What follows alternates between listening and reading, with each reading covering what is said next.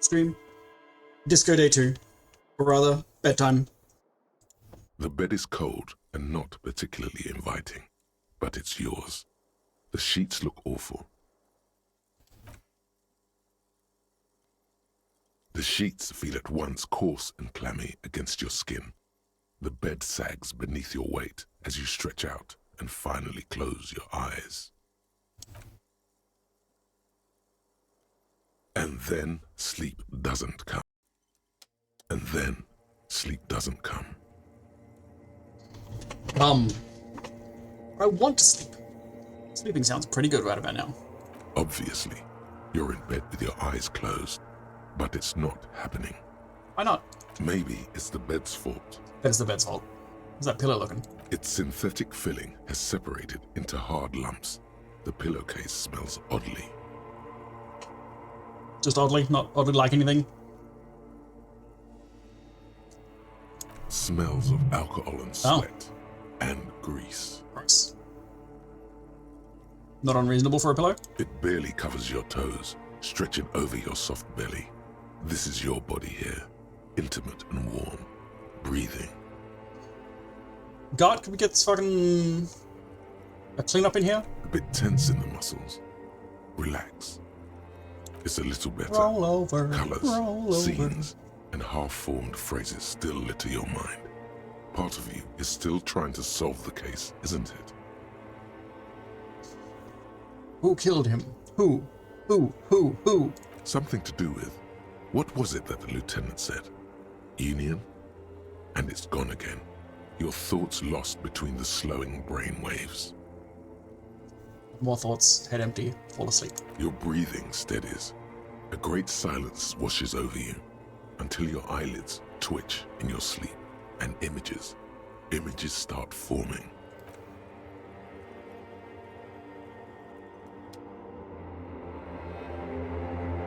Oh! Dream time.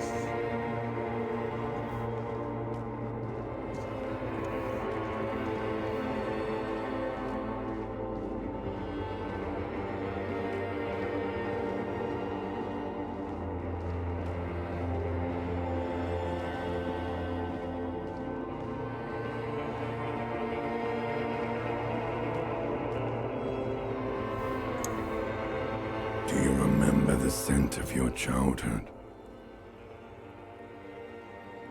Nope. Do you remember your wife's hand on your face? Tell me what this... It's a dream. Come on, Harry. Come on, Ambrosius. You know who I am. I'm the bad day. The one where you ask her, and then later in the streets, wandering. It's the worst day of all time, Harry dear. And it's coming. She will hear about it on the phone. Coming. Reality will turn into a grotesque nightmare. This will be the last thing you did to her. Tell me, do you remember the love of your life? Who? Do you remember the warmth of her thighs, between her legs and in her mouth?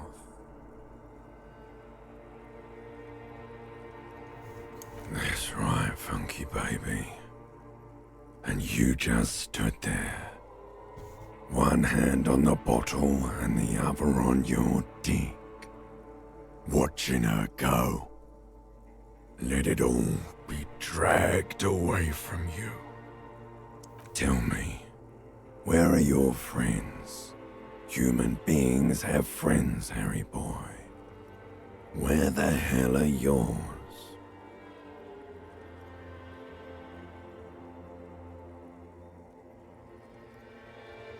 I don't want to come back. They were only cramping your descent into the abyss. Now they're gone. 3 times gone and never coming back. All of it. You failed. You failed me. You failed Elysium. What is Elysium? In this context. Everything. The pale and the islas. On the surface. The outer magnetosphere. Burning, furious truth. 8,000 years of written history. You really dropped the ball, Harry. 4.6 billion people. And you failed every single one of them. You really fucked up. I've talked to you before. No, Harry. You were just talking to yourself. That's all you ever do. Even in your dreams. And the act is wearing thin. The spots of the disco ball fade around you. You'll be back in those cold snakeskins in no time. Sweating up the bed. Stinky boy. Stinky boy. I can come back from this, even though I'm a stinky boy. You're not coming back from shit. Thrashing around in that high conductivity state of yours. Bumping into things and acting like a clown. Who are you kidding? I'm trying to solve this case. You're trying to what? I can't hear you. This is just a word dream now. Jumbled up garbage. The pictures are gone.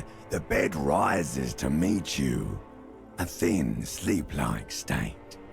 More glass than velvet, grinding in your head. So something is wrong. Sleep shouldn't be this bad, this dry, this unnourishing. There's something wrong with your thoughts. Some kind of new type of hangover. What? No! Not a new hangover. Yes, party boy. And it's worse than the one before. Stinky party boy. Just think of the shit you saw. Here it comes too. So soon already. A silent alarm goes off in your head like clockwork. Barely let you sleep at all. Time to get those clothes on, Harry. Time to go to work in the shit factory.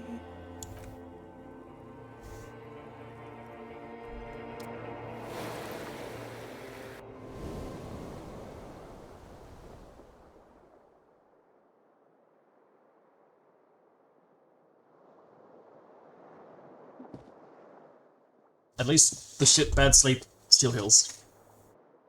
Good going, buddy. Thanks, electrochemistry.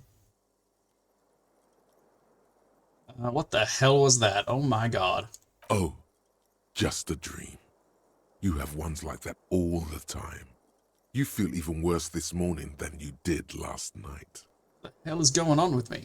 You mean, why are you so tired? Too tired and down to even think? It is worrying, isn't it? You can't be a detective like this. Detectives need to be able to think. Why is this happening? It's just that your heart has finally pumped all the speed out of your system, Buster. Time to get some more. Don't do that. Stay strong. The hangover will wear off. You don't need to keep doing this to yourself. That sounds like pretty good advice, Felician. What is speed? Speed is a potent central nervous system stimulant. It kept With you Keanu up Reeves. all day yesterday, despite your debilitating hangover. How else did you think you even got up from this floor?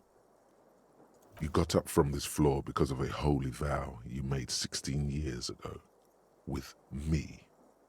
To wake up exactly 7:30 every morning until the day you die. Don't be silly. There was no vow. You were high on speed. That was the only reason you got up. You can't detect without it. It's that simple. How do I want to go about this?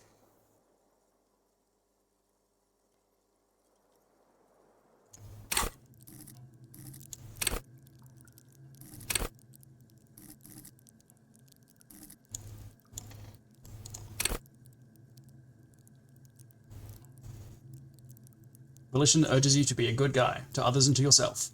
It enables you to resist temptation, be it in a bottle, between a pair of legs, or at the end of an iron barrel, which promises oblivion. The Elder Scrolls Oblivion. Volition gives you the will to finish the investigation, improving your morale, one of the 2 health pools in the game. At high levels, Volition will make you hyper-sane.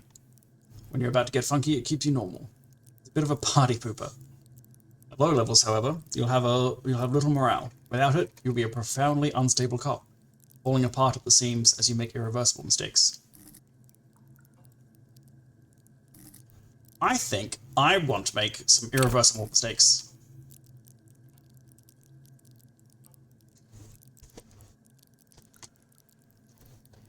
Electrochemistry hasn't steered me wrong so far. Unless it has and I forgot.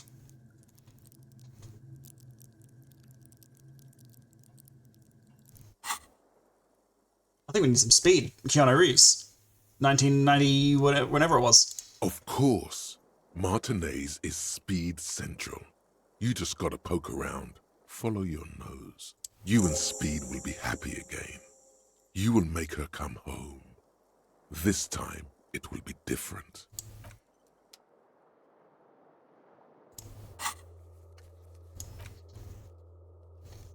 Hangover is coming on mega strong now.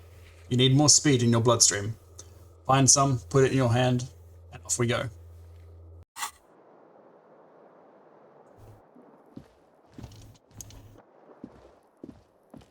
The window stands broken in its frame. Cold wind blows in. I buff my visual calc.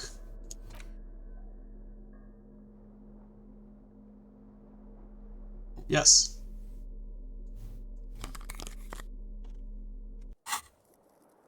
I'll put on my The window glasses. stands broken in its frame.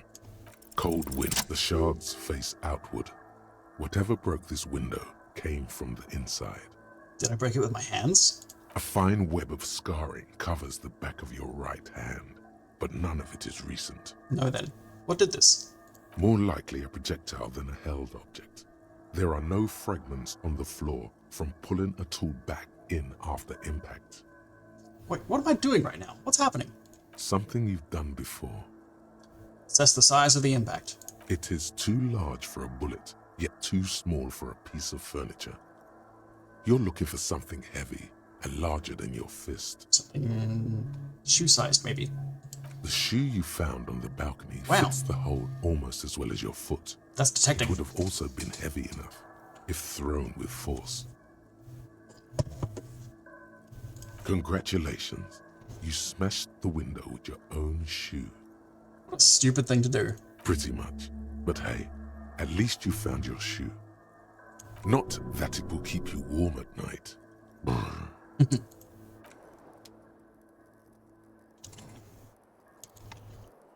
Okay, away we go.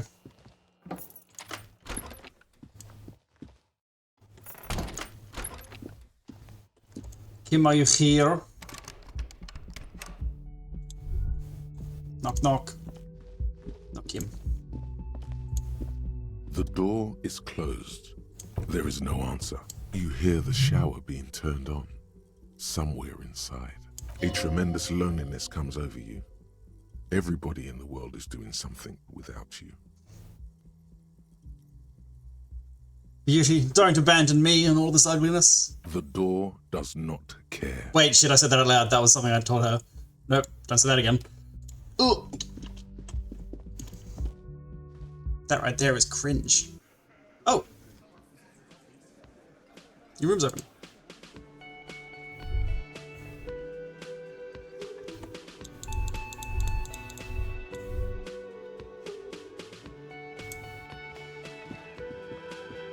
Good morning, Kim. Ohayou gozaimasu. Morning. He gives you a quick nod. Looks like we can get to work at once. The Union muscle turned up. They look rowdy. We should talk to them. What do you mean rowdy? I mean ungovernable. Martinez isn't exactly enthusiastic about the RCM being here. They prefer to be policed by the Union. These men here, men who drink beer for breakfast, there's talk of an armed wing of the Union called the Hardy Boys. who are responsible for state policing. I think it's them. Why do we need to talk to them? Everything points to the dock workers' union. The belt used for hanging him, tracks in the mud, the circumstances in Martinez, my preliminary information, which may, of course, all be wrong. But we still need to talk to them, and it won't be easy. Are these the men Gart told us about us yesterday? I completely forgot. Sorry, I had a rough night's sleep. It's them by the looks of it. Loud and nasty, just like the manager said. One loose thread less to worry about. And one big problem to replace it. There are so many of them. Maybe we should call in reinforcements? That would just escalate tensions. No captain would sign off on it. Solving one murder isn't worth a conflict between the RCM and the Debarders Union. In fact, even the death of 2 detectives might not warrant an all-out war. So let's keep a cool head, okay? He's not exaggerating about that mortal danger, just calmly factoring it in. Your fists clench and your pulse rises uncomfortably. Let's roll. One more thing before we do. We don't have to talk to them immediately. We can walk right past them, continue with our business. Yeah, streetwise. Zoom right past. Do it on your own terms. They're in no hurry to leave. They think they own the place. Anyway, I leave that choice to you. Whatever you decide is fine by me. What are we up to? I should play this more than once a week, because I forget every time. Can I get the drivers about the smuggling? That is for Joyce. So we learn about drugs. We can get at least 5 more real to get a room tonight.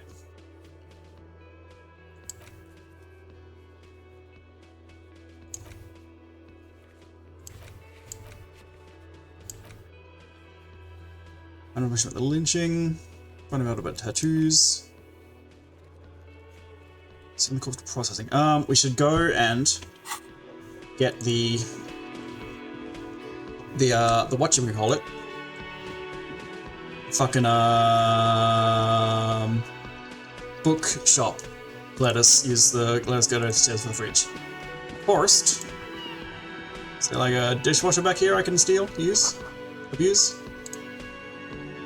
The man ponders his cooking utensils and gives you a little nod, acknowledging your presence. You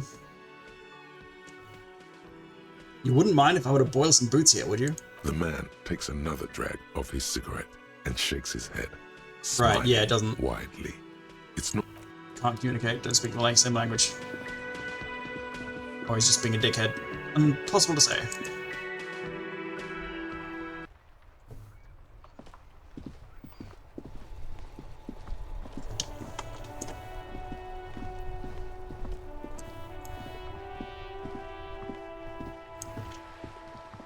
Hello, sir. Step right in. The store is open. A young girl with chubby red cheeks waves at you, smiling. Her nose is also red from the cold. I am the law. I know, sir. She stomps her feet to feel warmer. Everyone understands you are the law.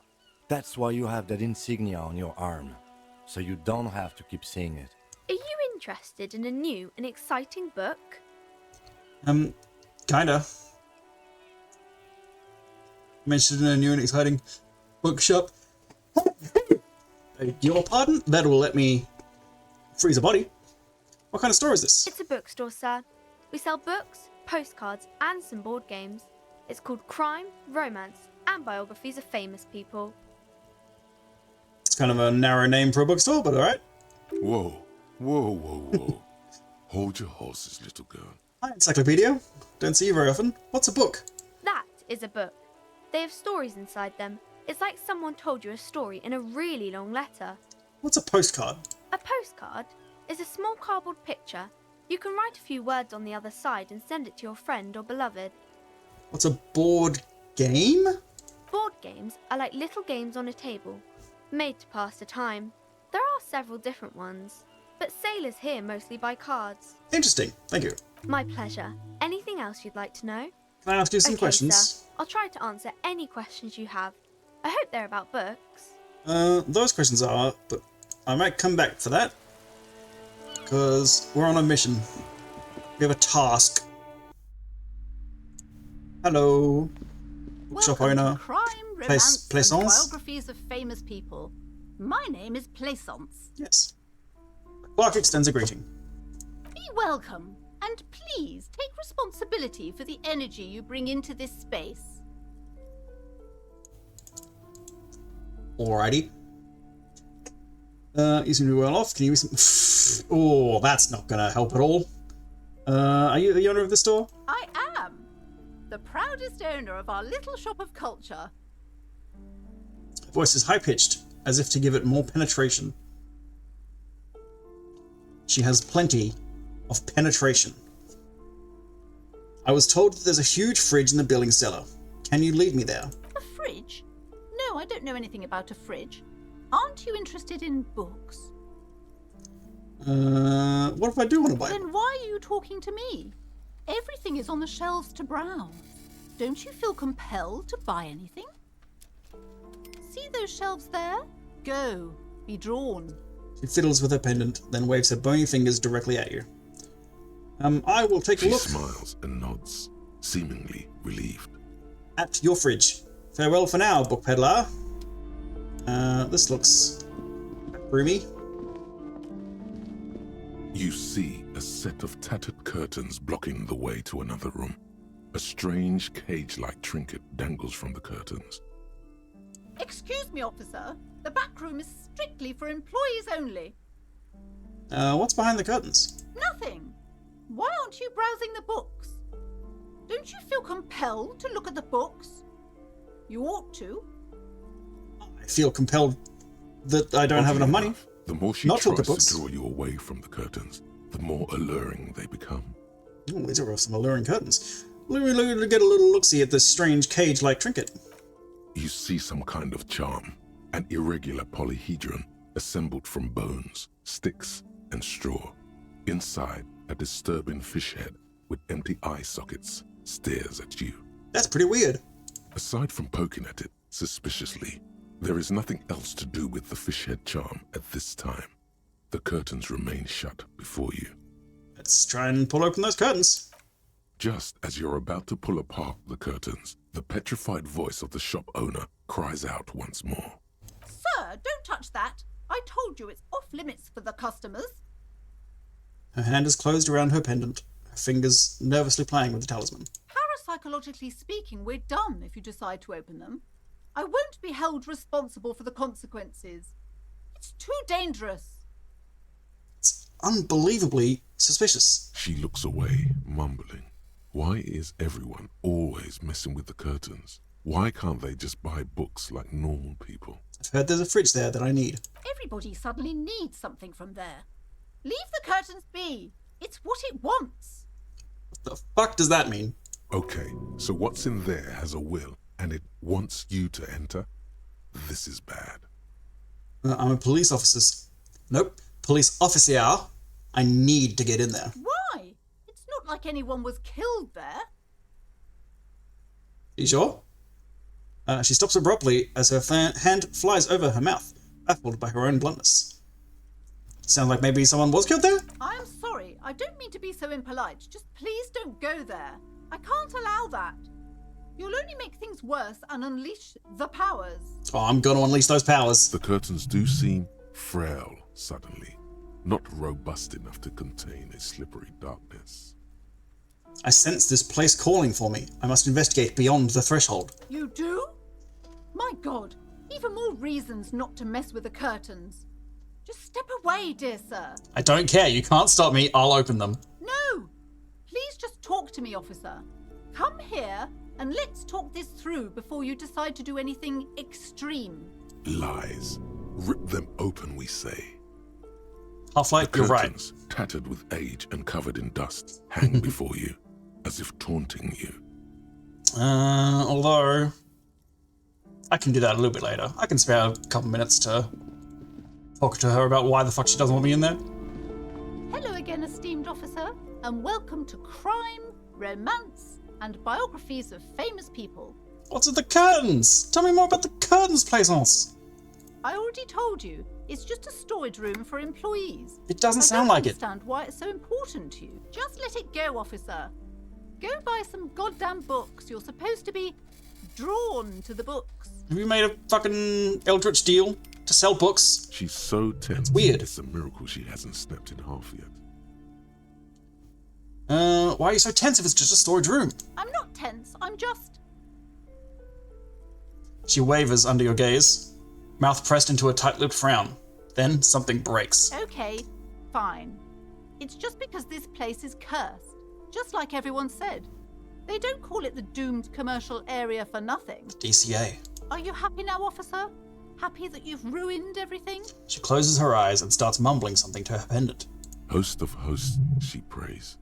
Guard me and my honest business venture from the curse that lurks behind the curtains. How does this curse manifest itself? The curse. Hey, Les. So much worse than you could imagine. It's a disease, eating at the very foundation. Shiver runs through the woman as she looks around the dimly lit store. It's the curse of financial distress, of ruin and bankruptcy. She peers at the curtains again. What the fuck does that mean? Everyone knows that all the previous companies in this building have sooner or later declared bankruptcy, and their malicious spirits are still here, feeding off bad business practices and disappointing income statements. There's something wrong with this building, I can tell you. Ever since I arrived, I've sensed an eerie, lingering presence, as if I was unwanted here. I can investigate the curse. Most certainly not. I don't want anyone who's not familiar with the psychic arts to get involved in this mess. Stay away. Leave the spirits be, so they can return to their slumber. Farewell for now, book peddler. Is this minus drama? It is. Let me have a quick look at all these drama bonuses. Just the one, alright. Drama's blue. So, treats don't help. Oh, treats do help. Everyone knows that people who are smoking cigarettes are more psychic. Is this worth using it on this? Probably not, though. What's Hello again, the esteemed challenge? officer, and Ooh, welcome not to ideal. crime, romance, and biographies of famous people. I really need to get into that cellar. It's police matter. I have a dead body to take care of. I did what? Oh my god! A victim of the curse? Yep, The curse has yep, the curse did it. killing people? It's killing now? You need to let me in because the curse did it. You're right. It's worse than I imagined. We definitely have to contain it now. This definitely softened her up. I didn't even change anything.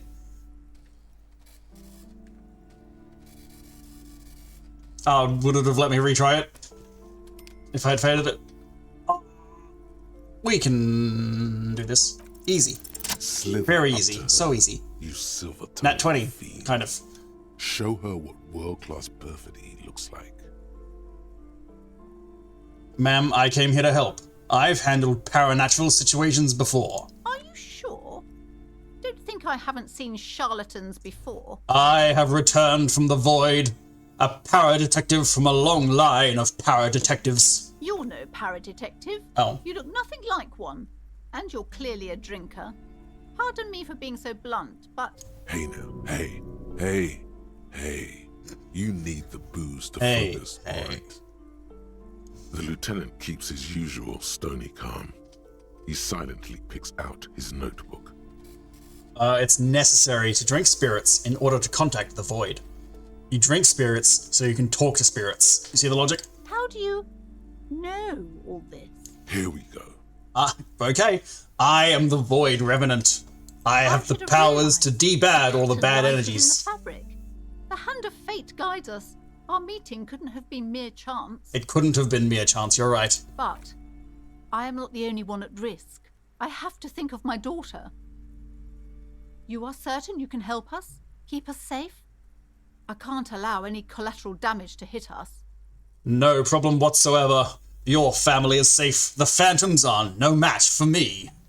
If you promise, good officer, then you might be our last hope. Do you swear it? On my honor. Thank you, sir. There's one more thing I haven't told you about yet. The entity. The entities. Do not act surprised. You know of these things, sire. Thank you, drama. Of course. The entity. For I have sensed its presence. You have? The entity takes the form of a woman, a witch probably. I've suspected that she must be connected to the curse ever since I first saw her. Did you know that she lives inside the chimney? Hello, Firefan. The chimney. The passage between heaven and hell, of course. Yes, that chimney is part of the building's central furnace, and it's enormous. She has barricaded herself behind some metal security curtains. God knows what she's doing there. Some unnatural magic, I assume. You should go find the entity and ask what happened to all the companies in the building. What is the source of this curse? Here's the key to the warded door behind the curtains. Take it. Oh, and please do return to me after you've looked round. I'm quite anxious to know what she has to say about the curse. What you discover in there. Unbelievable darkness and ruin. What you discover? A demonic refrigerator. Perhaps the fridge will be the source of the curse. The fridge is probably the source of the curse. Okay, but please, only a few questions. You wouldn't It's want full to of disturb cursed the ice cream. spirits. Why didn't you tell me right away about the curse? It's not good to talk about the curse, not in detail. The negativism, it's dangerous. Talking about the void wraiths angers them. Such wraiths may prove a formidable enemy. Suit up. Have you sought help from anyone else? Yes, I've contacted numerous parapsychologists and even a pair of Simonese mediators. They provided me with the wards. She nods at the strange, cage-like trinket on the curtains. The wards help to keep the doom at bay and protect us against the darkness that lies further in the building. Even though now I fear, it's not enough. Is your pendant part of the wards as well? I know that it is, because I know such things. The woman before you. Farewell for now, book peddler! Have I recovered from surprise face reveal yesterday? Have I recovered from surprise face reveal yesterday? It's in here somewhere.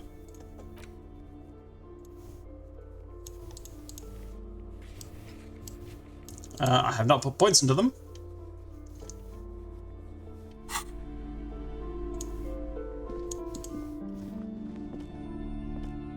What do you mean, IRL, literal, actual face reveal of I was on Bubble Stream? You see a set of Curtains open! You see a dimly lit room full of dusty furniture and trash. A doorway stands in the back, covered in dozens of scary little cage-like trinkets, your shadow looming over it like an omen. Oh!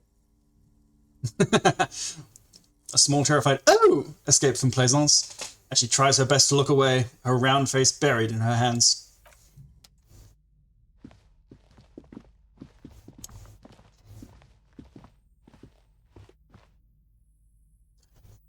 Yeah, I jumped into the room to solve the nonogram real quick.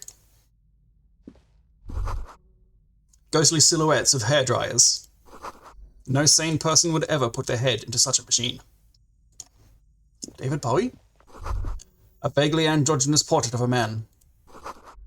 Merely looking at that unmanly haircut threatens your masculinity. Get better masculinity, dude. A heavy door with a missing handle stands before you, covered in dozens, if not hundreds, of little oddly shaped trinkets and charms. It appears to be locked. Knock on the door. Only an echo. No one is there. A hollowed out, dark echo. I would like to try and break it down before I try the key. For the benefit of experience. I've already forgotten what the stat I wanted was. A heavy door with a missing handle stands before you. Pain threshold, makes sense. Oops. I don't think I've got any bonuses to that because it would be kind of weird if clothes gave you a bonus to pain threshold. Well, I guess it's just like thick armored clothes, which I don't have, so let's just YOLO it. A heavy door Boom. with a missing handle stands before you. This is probably gonna hurt. In dozens, if not hundreds, of little oddly shaped it hurt. trinkets and charms. It appears to be locked. Ow, shoot. Whose moronic idea was it to just run through the door? Don't you know that things like that hurt? Oh god, this really wasn't the best idea, was it? Are you alright?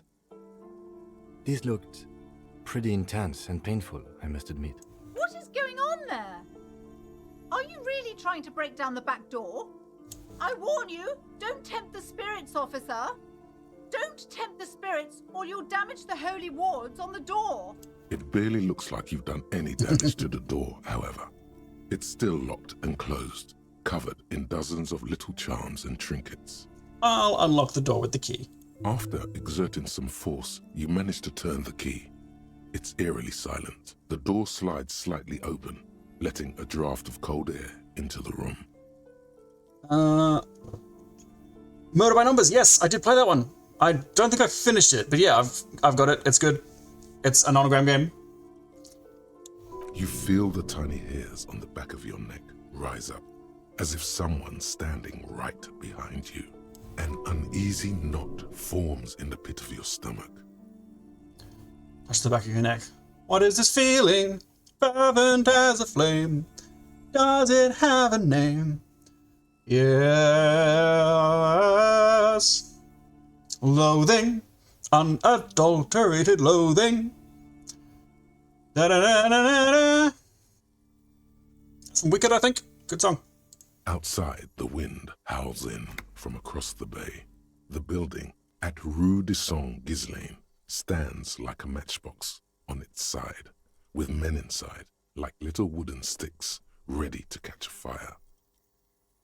A panicking woman squeezes the pendant around her neck until it leaves a mark inside her palm.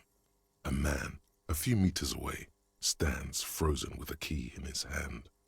Somewhere inside, a spider is spinning its web. Open the door and enter.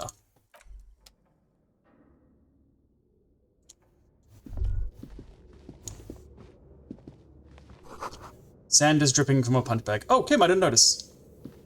What is this place? The lieutenant stares at the dusty training equipment. Looks like a gym to me. Yes, but no one's been here in ages. He draws a stripe on the dusty floor with his foot. I doubt the electricity still works. Good thing we have a flashlight on us. Don't forget to take it out of your bag before we move on. Some specks of dust shimmer in a faint beam of daylight falling from the window. Other than that, the room is dark. An eerie feeling rises in your chest. Let's just keep going. I'm sure it's just a regular abandoned house. Nothing mysterious here. Sounds good.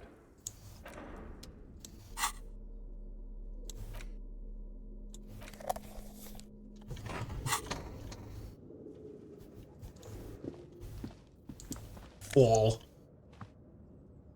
Whoa! Expensive ball. I'll be having that. Where did that go? Into items? Non-interactable, just a good, easy thing to sell. To sell such beautiful old-school sports equipment would be a sin. But that ship has sailed. The room smells like leather and sweat. The poster says Citius Fortis. The rest is worn off. A barbell lies on the floor. The color has worn off its weight plates. It's 60 kilograms. Your triceps hum at the sight of these weights. Show the world what kind of beast it's dealing with. Lift them.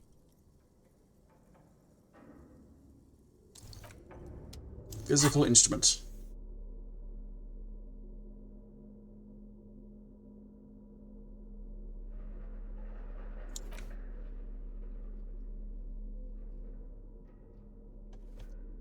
As good as that as I'm ever going to be. The barbell waits patiently. Till I fail this and on the points into it to floor retry it. like a dog for its master. Oh! I'm going to throw my back out.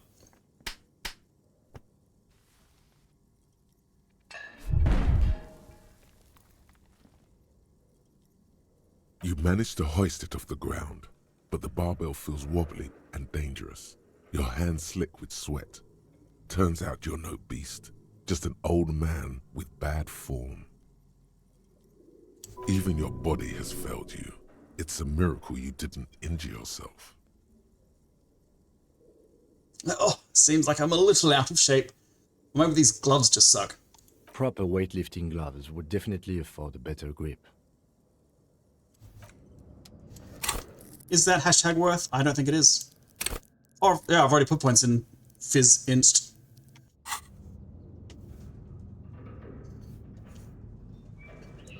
Yeah, murder by numbers is like pretty basic writing.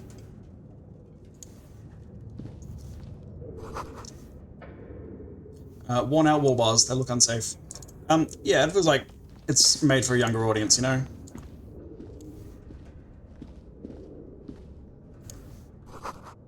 The hallway is blocked by old window panes and debris.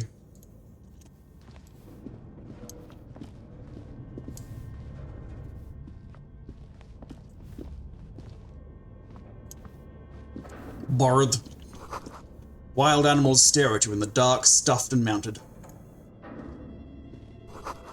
A large demijohn full of strange liquid.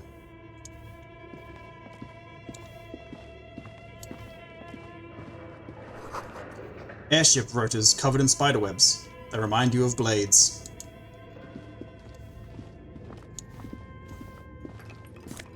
Money! A naked mannequin torso. A strange yellow color. Blue velvet, soft to the touch. Moth bitten.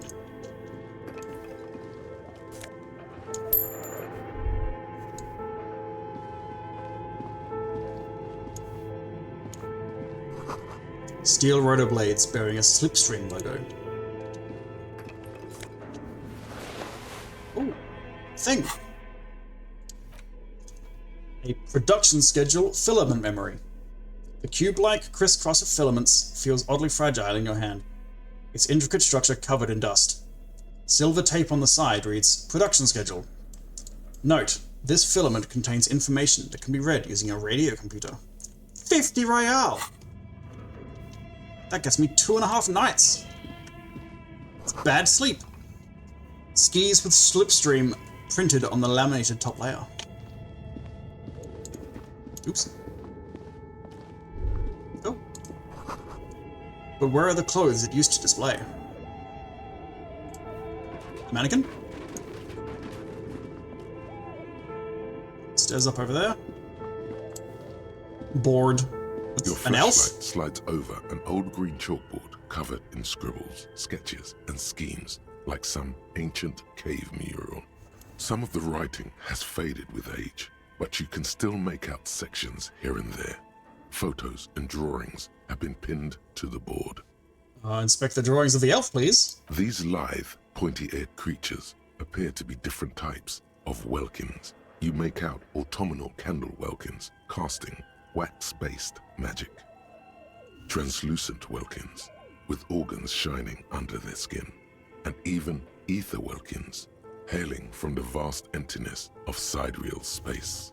One of the welkins, towering among the rest, appears to be different, however. Examine the welkin. This is important.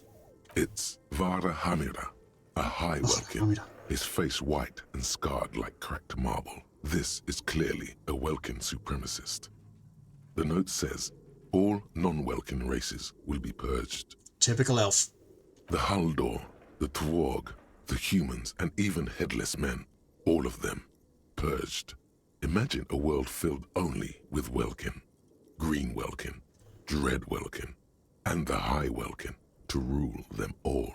An inordinate amount of time has gone into drawing these little welkin creatures. One of them is a welkin supremacist. Political commentary. That one has a great beard, too. Great beard. Great big bushy beard. Why would anyone spend so much time on this? Some people really like building a world, I think. Even if it's just for a game. Get it? Are these creatures? Who drew them? Are they real? I have so many questions. This looks like concept art for a project. It's not really real. Well, this has been educational. Let's move on from the very stills. Just look at those details. So much effort. Kim's into D&D. Inspect the The photos. photo collage depicts barren, icy landscapes wrapped in perpetual night. You see permafrost and glacial landforms, dead trees grown in under the snow. Entire oceans have been frozen from shore to shore. There are pictures of settlements on dried up riverbeds, abandoned in a storm. Animal corpses in the dark, carcasses and bones. Albeit dark and cold, this vision also feels cozy in its own way, like eggnog or morphine, a much needed respite from our own world. A pinned postcard reads, "The heat death scenario, a desperate fight for geothermal energy engulfs the world as Wirral becomes untethered from its sun, drifting through the universe." Inspect the schedule. This is a monthly calendar from the year 50. Last year? Cryptic words like sprint, daily minimi, and GPI span the marker-drawn grid, the grand scheme of production and money. Are we in year 51? Remember that right?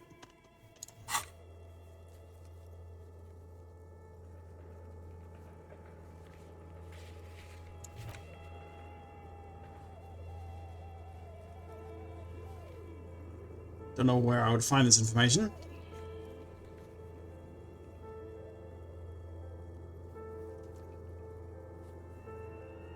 Think we're in year 51? But only a year old doesn't make much sense for the context of why I'm in here. Because Plaisance has had it shut for some time. It looks a bit like an academic calendar, only much more brutal. Keep reading. What happened? As time goes on, the numbers in the boxes grow rarer and rarer. The board becomes an empty snowfield in the final days. Only failure and regret dwell in this region. Looks like they didn't make it.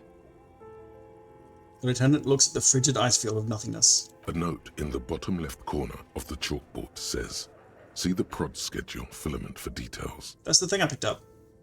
Inspect the notes. The handwriting is only partly legible, but you can still make out 3 slogans: "Call in, tune out," "Wirral untethered," and "Heat death of the universe." The full text reads, "Heat death of the universe is the new black." Another note says, "The biggest advancement in role-playing systems since the 30s. Outside, a cold wind wraps the building in its bosom. Snowflakes in the wind. An old woman passes what the locals call the doomed commercial area. She tries hard not to look at the bookstore windows. It's unwise. Okay, so someone's making fantasy D&D. This D&D is fancy. appears to be some kind Making of machine with a 10 D&D? cube-shaped heart Video game and D&D? a wired framework. D&D in this video game? The keyboard has a rectangular on-off button. A piece of paper still hangs from the printer. A radio computer. Just sitting here without anyone inside. He sounds surprised and a bit cautious. What he means is that these things cost money. Why would anyone just leave it behind? But we are looking for a fridge, and we are pressed for time, so... On the other hand, it's not that I'm not interested in abandoned radio computers. This is the Ream Civic radio computer, model RC5120, equipped with a Feld mainframe and a Ream-compatible printer. Cool. Do you think I should turn it on, Kim? Maybe the body has stopped decomposing somehow. I don't know. You're in charge of this expedition, officer. Is the lieutenant a little scared? Just now when he looked around. You can always do it after the fridge. Yeah, let's come back. Let's do fridge first. That seems more important.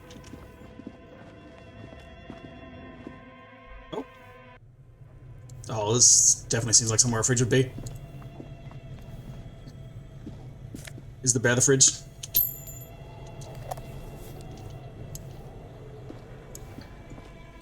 Is it a polar bear? It looks like a fridge. You see a terrifying ice bear with a strange compartment in its belly. The door is covered in frost and the bear's eyes are glowing red. Sounds like it has power. This ice bear is a hyper carnivore. Oh, Be careful. more carnivorous than a regular carnivore. This must be the fridge you were told about. Look inside. See if it's big enough for the corpse. More carnivorous than your average bear. A gust of freezing cold air rushes to greet you. You hear a low grumble as the bear regulates itself. This is the inside of a refrigerator. The lieutenant takes a peek inside. His hand has found the holster of his gun. Fair enough. I will also look inside the ice bear. The shelves are empty. All you see are crumpled ice cream wrappers with the brand name, Revachol Ice City. A handwritten note has been attached to the door. The fridge is huge. This is clearly the fridge. The fridge. It looks big enough for 2 corpses. It's certainly an Just in case. eccentric choice, but it is capacious and cold enough, too. Shall we go and get the body, then? I'll take the head, you take the feet. The stairs won't be easy, but we'll manage. The 2 of you. Easily. Alright, let's do this. The body is heavier than you expected and stinkier. It takes half an hour to get it down to the basement. Then 10 more to stuff it into the fridge. That The was so lieutenant loud. takes a step back to admire your handiwork. Beautiful. A dead body in a nice bare fridge. This is some of the best police work I've ever done. Me too, Kim. You've definitely earned a drink after this. Perhaps even some pagan rites. Really, Physical Instrument? You think it's good work? You think we did well? Yes, we need to celebrate by performing pagan rites. Let's bring out the mead and set it on fire. No, it's good work, right, Physical Instrument? No, not really. Look at that. What have we done? We stuffed a dead body in a nice bare fridge. This story does not leave this room. We did our best with the means at our disposal. Did we, though? Okay, maybe we did. At least we've stopped the body from decomposing further. Now you can conduct another inspection under controlled circumstances. Inside the icy realm of the ice bear fridge, the corpse stands slumped, waiting.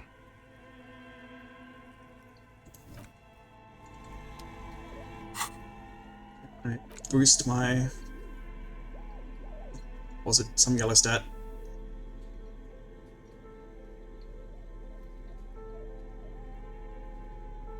As long as it wasn't savoir-faire, which I don't think it was, I can't boost The it. bear's eyes are still Perception, glowing that red. makes sense. It's guarding over the freezing corpse hidden inside its belly. Let's have a little look-see.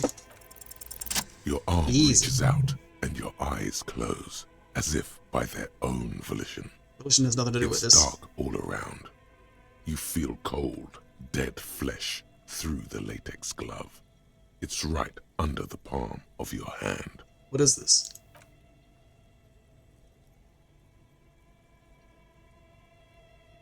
His face, his cheeks, his nose, his fat, swollen lips. Like a rubber spider, your gloved hand crawls on his features. Everything is silent, all around. This is gonna be gross. Let's crawl up them nostrils. They are swollen shut. You need to really push to get in. Gross. Push the fingers right up there. Only the little one fits. The flesh changes shape as you bore in, searching for something in the cartilage. The thing you're looking for, it's not there. Crawl out, spider. Put your fingers in his mouth.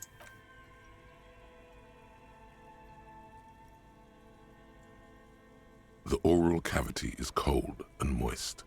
A ball-like tongue attaches itself to the base of the mouth, lolling around like a scallop. Open your eyes and look. A vision of black and dark red death, pried open by your hands and studded with teeth. Looks like he's laughing. Death fumes rising from his throat. And there, in the back of his mouth, above the bell of the uvula, right in the soft palate, you see a hole, barely visible to the human eye. It is swollen shut, almost vanished. No larger than 0.4 centimeters in radius, the edges appear darkened. Fuck yeah. Keep going. Touch it with your finger gently. A black trickle of liquid runs into his throat from the wound. Put your finger in the hole? Your index fits right in there. A tight tunnel of flesh opens up. Tissue damage. Wide enough for 2 fingers. As you push both in, you reach through his mouth, right into his brainstem. Brainstem? Yes, that's what this part is called. You've seen the drawings. You've studied them. Feel around first. The basal ganglia feels clumpy.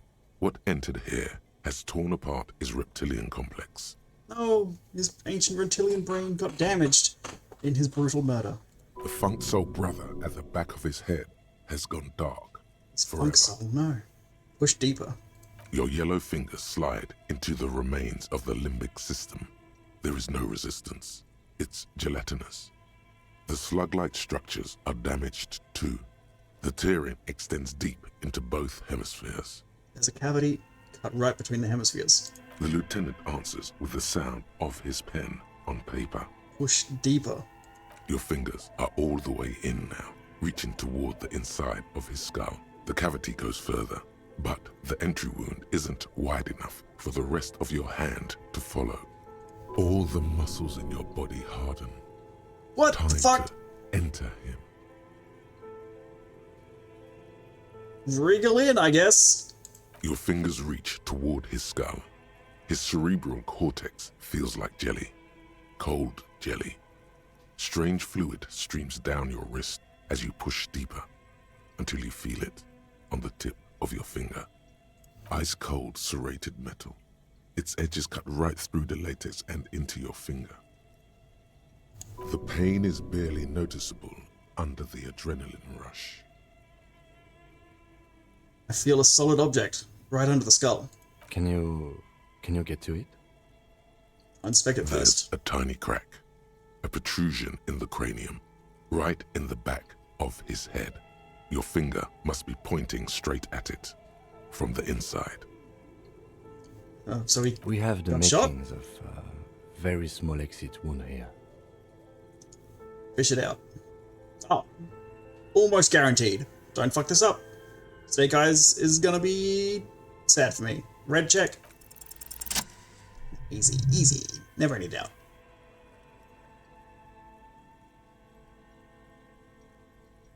You pick the object between your index and middle finger. Feels sharp, like metal. You press your teeth together. Your jaw is clenched. All you need to do is just... I got it. Good.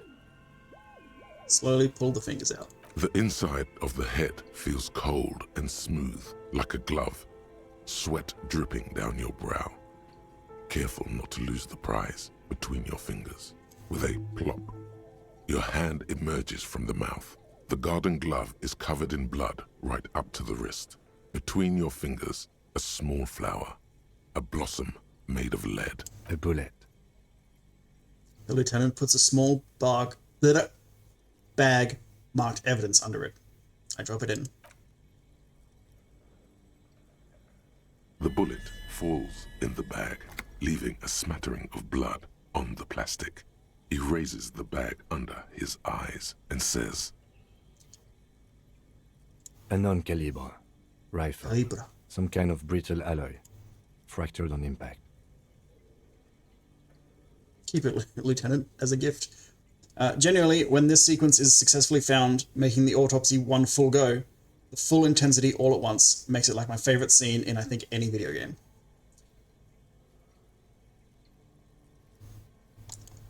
Cool.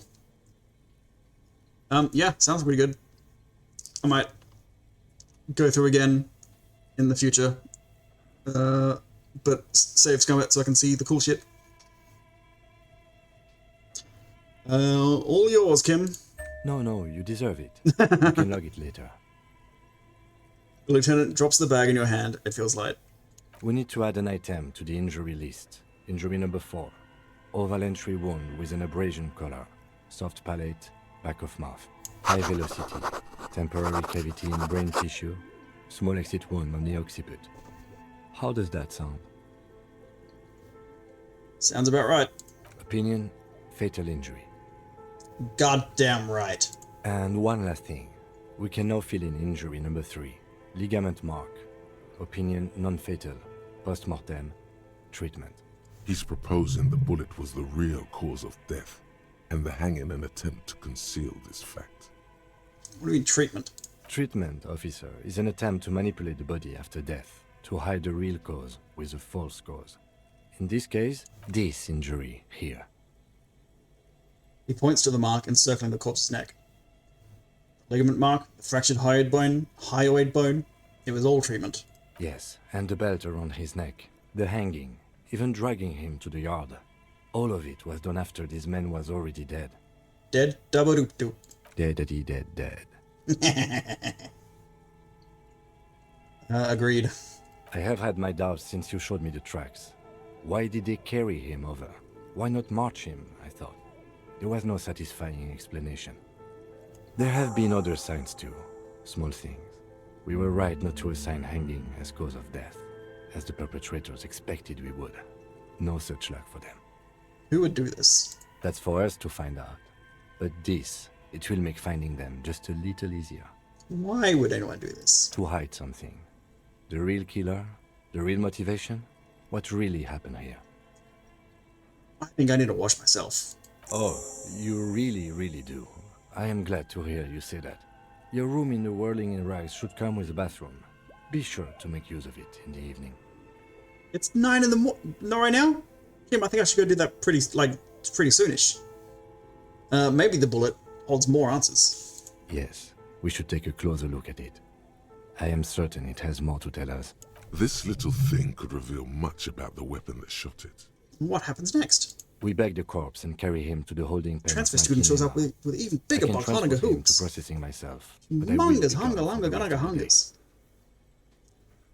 hungers. Sorry, Kim. Totally lost in the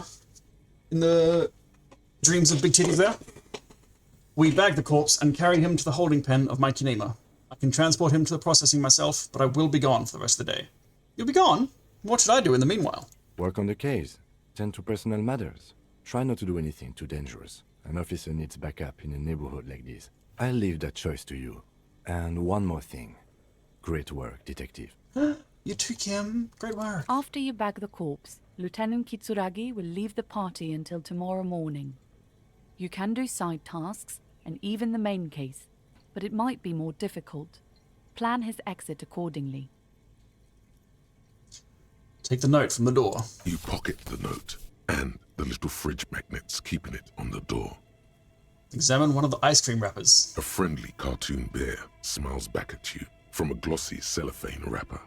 It looks nothing like the fridge or the decomposing body in it.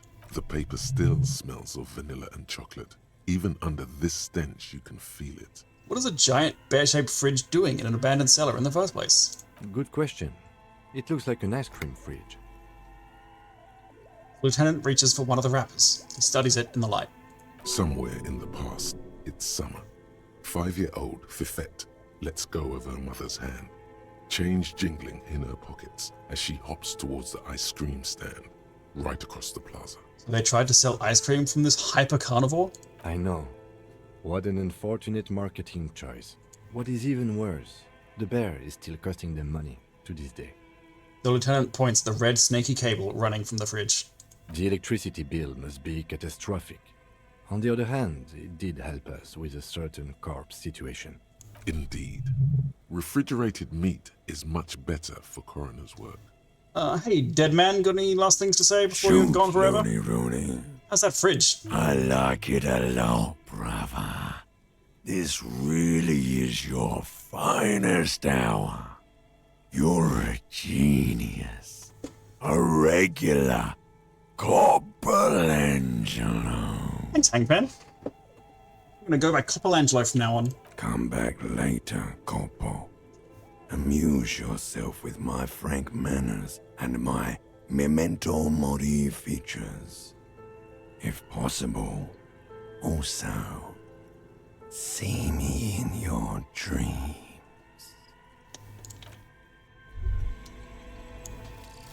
Oh. Mazovian Socioeconomics. 0.000% of communism has been built. Evil, child-murdering billionaires still rule the world with a shit-eating grin.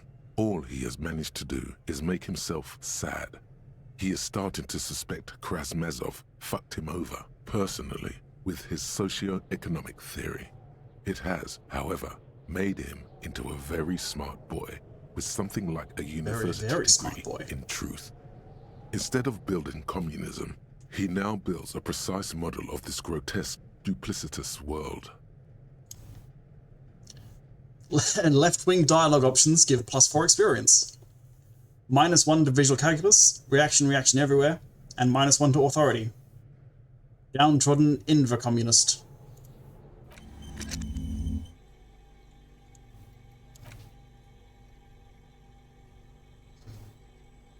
Right. Find the malignant entity. Wash off the death smell. Sounds like a good idea. First, Kim, we have a radio computer to check out. In a minute. There's an ice cream maker, defrosted and unplugged. The flashlight casts a strange shadow. There is a hidden doorway here.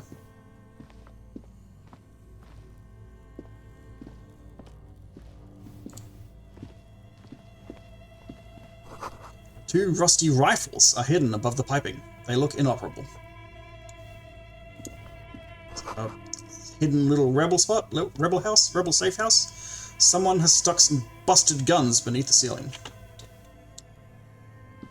A few bricks have fallen off, revealing a compartment behind the wall.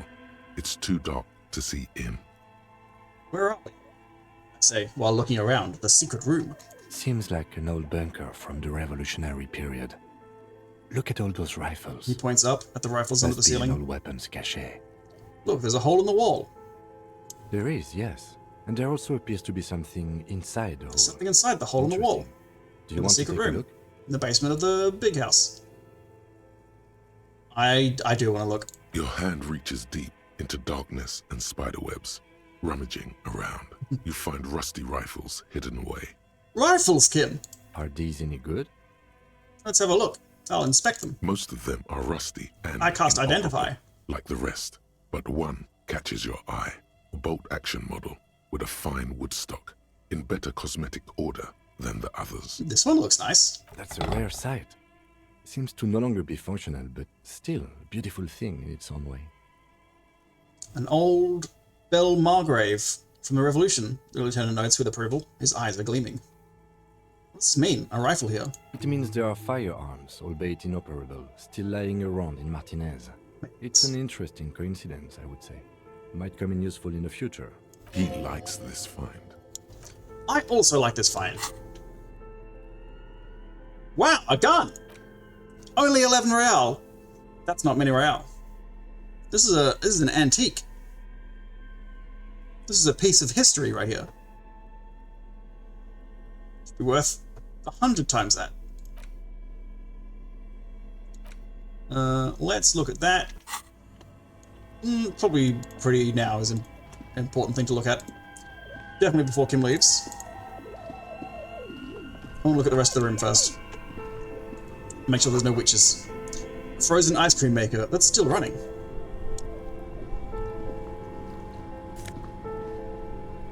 Treats. Two cables are plugged into the breaker box. The red one leads to the ice bear fridge, and the black one to the ice cream maker nearby. I shall leave those as they are.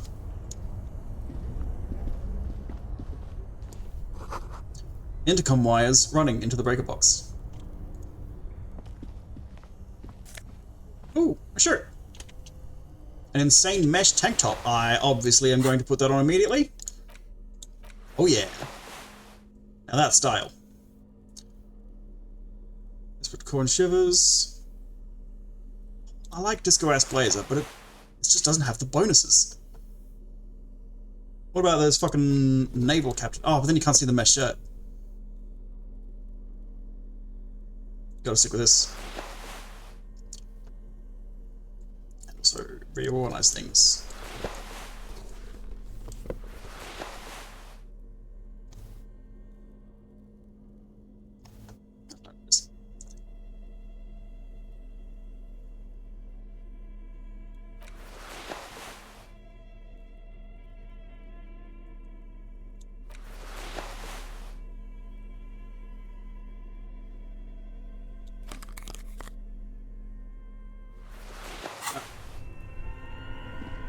Now that we're appropriately stylish. Money!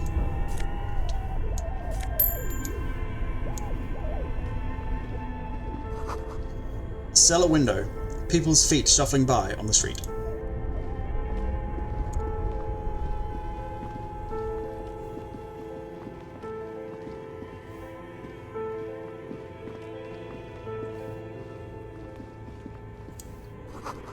The wall collapsed. It's inaccessible now.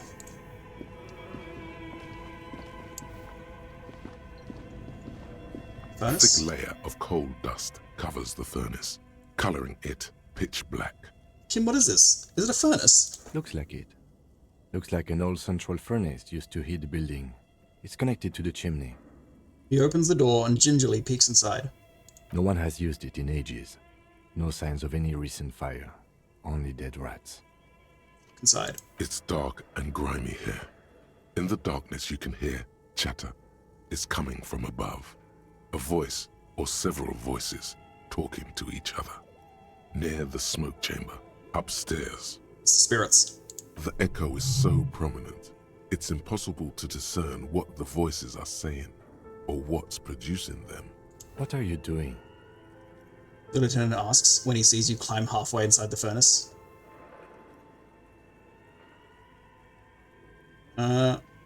I'm not sure, Kim, but I think I can hear someone talking upstairs.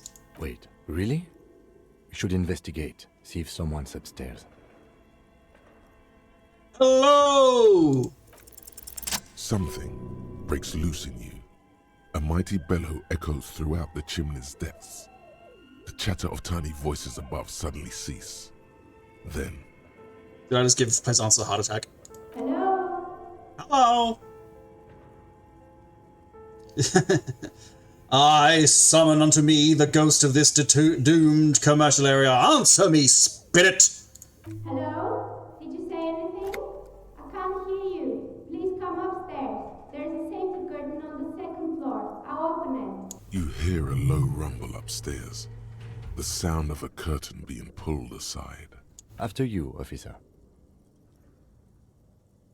Maybe it's the malignant entity. Plaisance said it lives in a chimney. You're right. The rooms do look like they're connected. But malignant entities don't exist. At least not the supernatural I'm kind. just kidding with you, Kim. Then what was the chatter you heard? Oh, half you're right. Smear my hands with coal? Is that something that's going to help me? Maybe. Activated charcoal? Get some vitamins? I A don't know. lush layer of coal now covers your skin, sinking into the wrinkles. Your hands look ancient. This is probably going to help in some way. Maybe you could paint something with this coal. Leave a cave painting for future archaeologists. No, that would be stupid. Still, it's good to have this dirt on you. Real men wear coal for makeup. Dirty boy. I don't want to kick it. It did nothing to me. This is probably go upstairs and say hello. Where's the armor? I don't know. Kuna lied to me. I don't remember that. Oh, was that about talking to... Yeah, it's about talking to Manana. What am I doing? Interacting. Let's check out this bullet, Kim. The bullet mushroomed out on impact. It now looks more like a fanciful jacket button than something that could pierce skin, flesh, and bone. The bullet is safely sealed away in a plastic bag bearing the RCM stamp. Kim has filled out the label on the bag with the item number, case number, and date and location the bullet was found. What do I do with you, bullet? What? Said, what do I do with you, bullet? Well, if I was the bullet, which I'm not, I would say find the weapon that shot me. Good idea. If we find Bullet. who owns it, we will have likely found who used it, possibly to kill our victim. In conclusion, the more we know about this bullet of yours, the better. Inspect the bullet closer. The jacket of the bullet is made of a yellowish metal. It has blossomed out to reveal a dark grey core. The base of the bullet is close to 5 millimeters in diameter. Look at the jacket. You can just about make out a few striations near the base of the bullet. Little hairlines, linear. It feels standard. Core. It's quite destroyed. Some of the fragments are still lodged in the wound. What can you say about the bullet so far? It's a jacketed bullet. close to 5mm in diameter. A jacketed bullet. Okay. It would have been shot from a military-grade breech-loading rifle, not from a muzzleloader like those typically found on the streets of Martinez. Even the RCM uses ordinary unjacketed conical bullets. This is strange. Very strange. I like this, officer. Strange means unique. Unique means incriminating. We need to find the gun that shot it. Yes, Kim. Legendary hand-eye coordination check. Try to determine what type of weapon shot this. +5, because I'm good at finding guns. What? You can't remember Seriously? what happened last week. No! What makes you think you're going to remember arcane firearm models? Feel the bullet through the bag. The squashed bullet has some sharp edges where the jacket has split open. It feels cold, even through the bag. The bullet has nothing more to say, but I want to hear more about the bullet. Some more points to hand-eye. Is that going to help anything else? Nope, just the bullet so far. I suppose we're not on a super big rush with the bullet. We can come back to the bullet. We find more hand-eye checks to fuck up. What about the other thing? The note. The note is written with a blue pencil on a piece of lined office paper. The kitchen magnets have left spots on its surface. Does it say anything interesting? The lieutenant leans closer to read the crumpled note over my shoulder. This is tangential at best, but the lieutenant's detective instinct is still active. Read the note. Someone has scribbled, S. I can't believe the off-site copy is still here. The illiterate ginger kid keeps stealing stuff from the studio, so I had to hide it somewhere safe. You'll find the filament memory with the off-site copy in the frozen ice cream maker. Ooh. Please take it home, ASAP. It's important. I'd do it myself if I lived in a civilized place with a freezer. Take care, Suliswaf. Sulislav. I wonder who wrote that note. If I had to guess, Harry, I think it was probably Sulislav. Someone who owns a radio computer? My guess is as good as yours, officer. Or Sulislav is the person that it's for. What's directed to S? No way to know, other than the way the narrator read it. I know what a film memory is. It's the thing. Who's the new kid? It's Kuno. Where could that frozen ice cream maker be? I know where it is.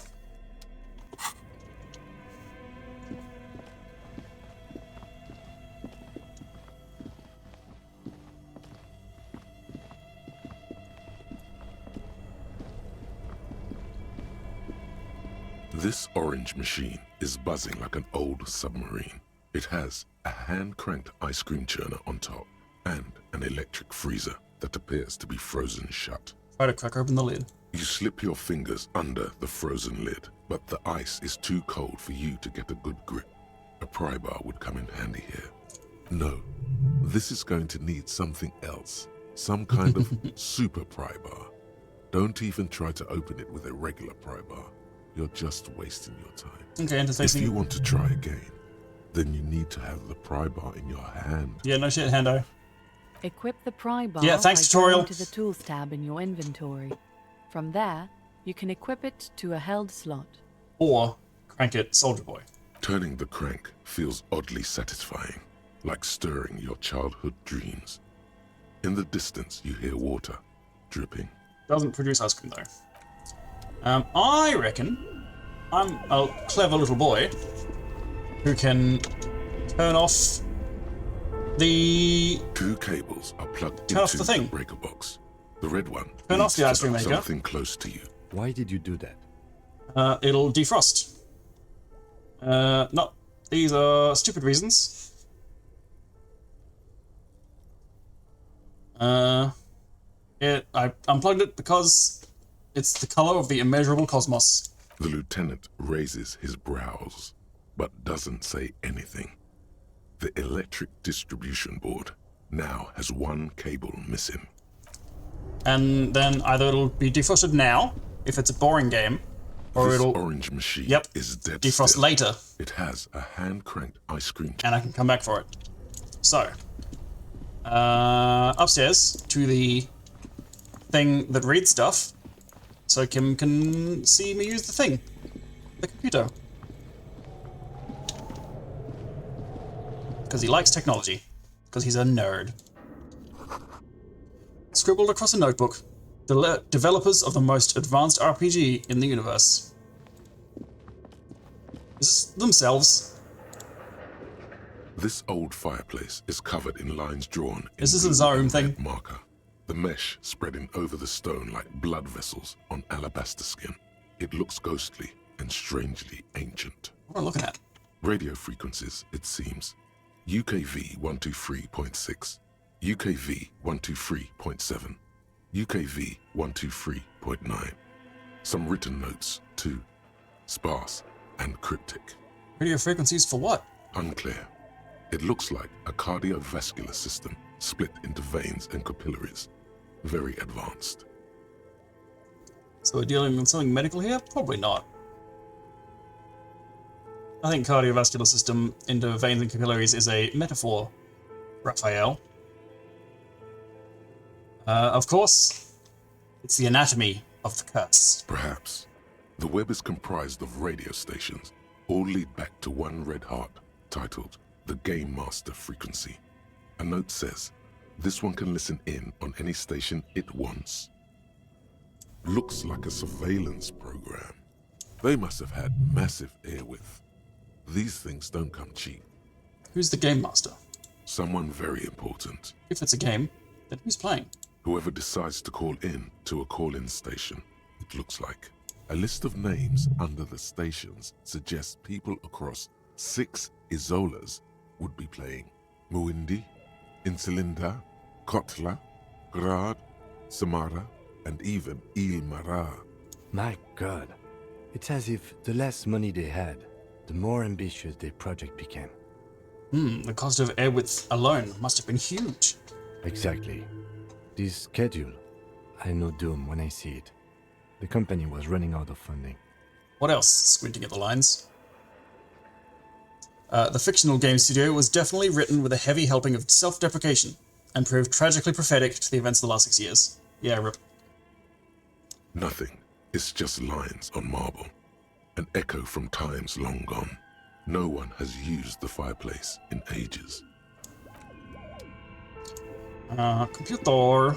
The dusty radio computer sleeps on it. Machine the on. machine lights up like some prehistoric animal stirring from its slumber, revealing fluorescent play and print keys on the keyboard.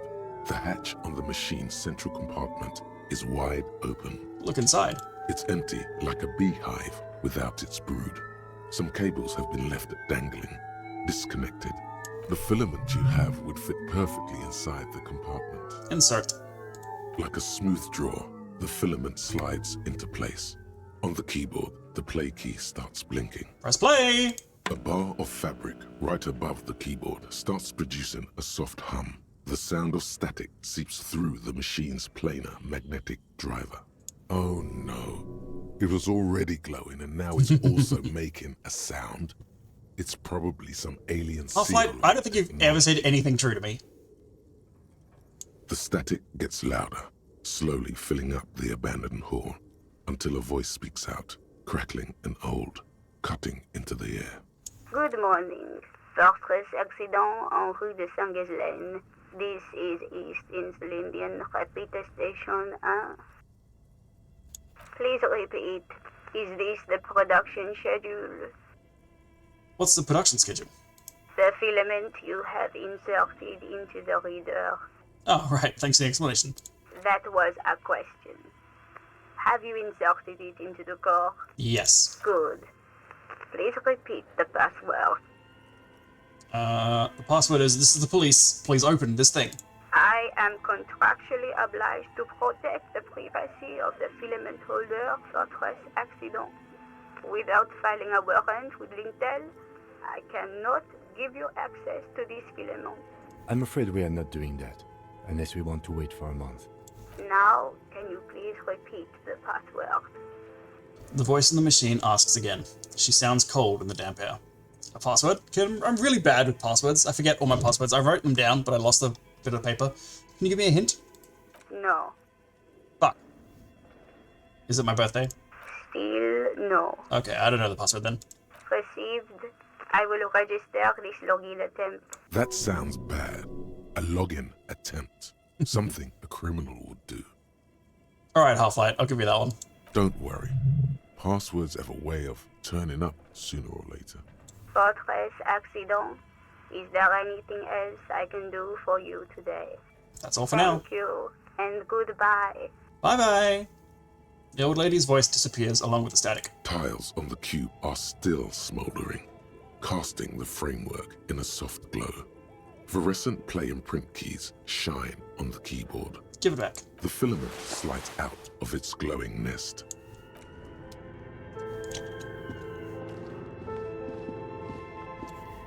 There were stairs over here. What do I want to send Kim off to? Okay. Ooh, What do you think is going on with that computer, chalkboard, and fireplace? someone tried to exercise the curse using technology. Looks like undercover counterintelligence program. It's just a failed business. The only question is, what the hell are they making? Yeah, it's 3.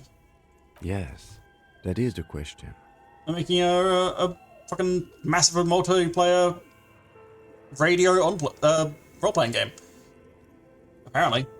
Like he's ready to lay out a fine theory, crafted together like a puzzle box. It looks like one of those popular pen and paper role-playing games. Only these people were trying to automate it, make it work on radio computers. I don't think anyone's ever done that before. Not to my knowledge.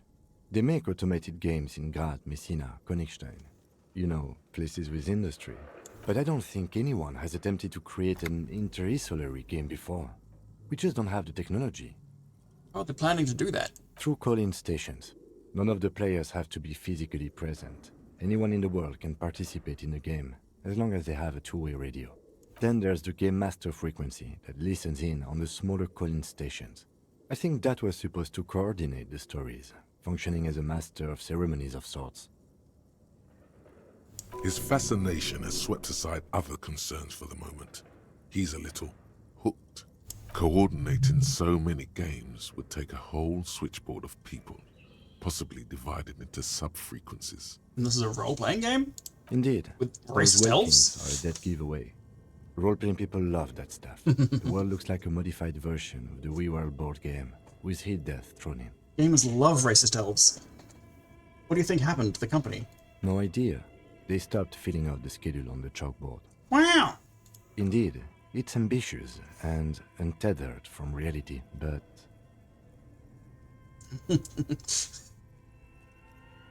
The curse got them. I see no other explanation. yes, the doom of bad business practices. The lieutenant looks around the derelict room. Pipes howl, and a rat crosses the floor. Rat! Okay, let's keep moving. Okay. I'm thinking, send Kim off to do the thing. I could leave it for way later in the day. But, like, in universe, it seems like something we should get done sooner. So I'll do that, and then I'll go explore upstairs.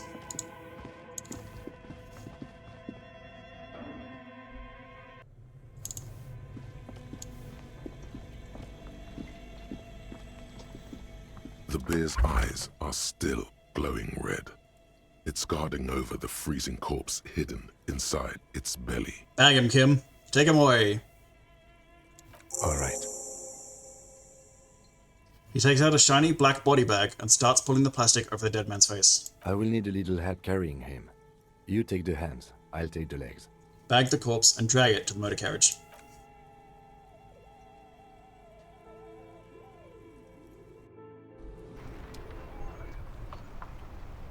Okay.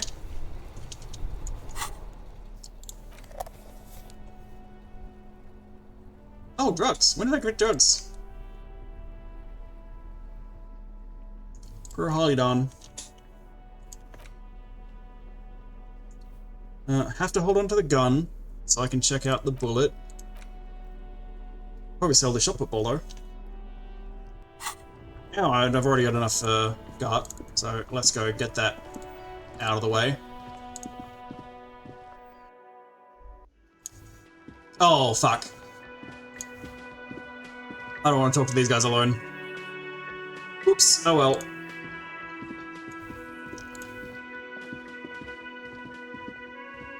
Can I help you? About my bill for Got tonight. the 20 real? Here's the Good. 20. You got the room for the night, but remember, you'll need another 20 real tomorrow. Yes, How Scott. could anyone forget, asshole? Yeah. Get his ass. I'm gonna clean up. Wash all the blood and guts off.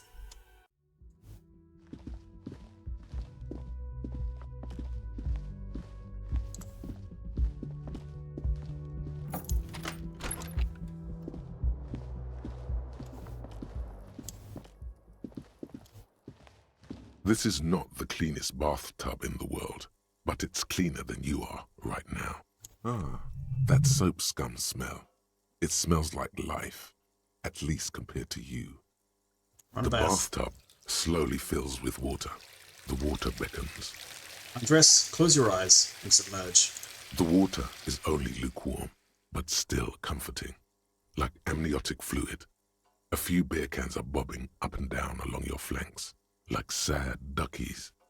I would like some duckies, but I'm gonna sell them. Now you are alone with your thoughts in the tub. But it's easier than being alone with your thoughts outside the tub. They're not even really thoughts, just assorted sensations. None of them acute enough to focus on. Imagine something. Dragons, perhaps? You see the corpse. You can still smell the cadaver on you. It's going to take more than one bath to get rid of that stench. I'll stay in the bath a while then. Your fingers grow pale Oh, good. and are Yeah. covered with tiny whirls as the water cools. What are you doing? You're not some fat fish in a fucking aquarium. Time to get moving. Alright, physical instrument, you ever heard of self-care? Damn. I got a health point for that. The water Chill out a bit. recedes as you stand. You are cold now. Your clothes stick to your still moist skin.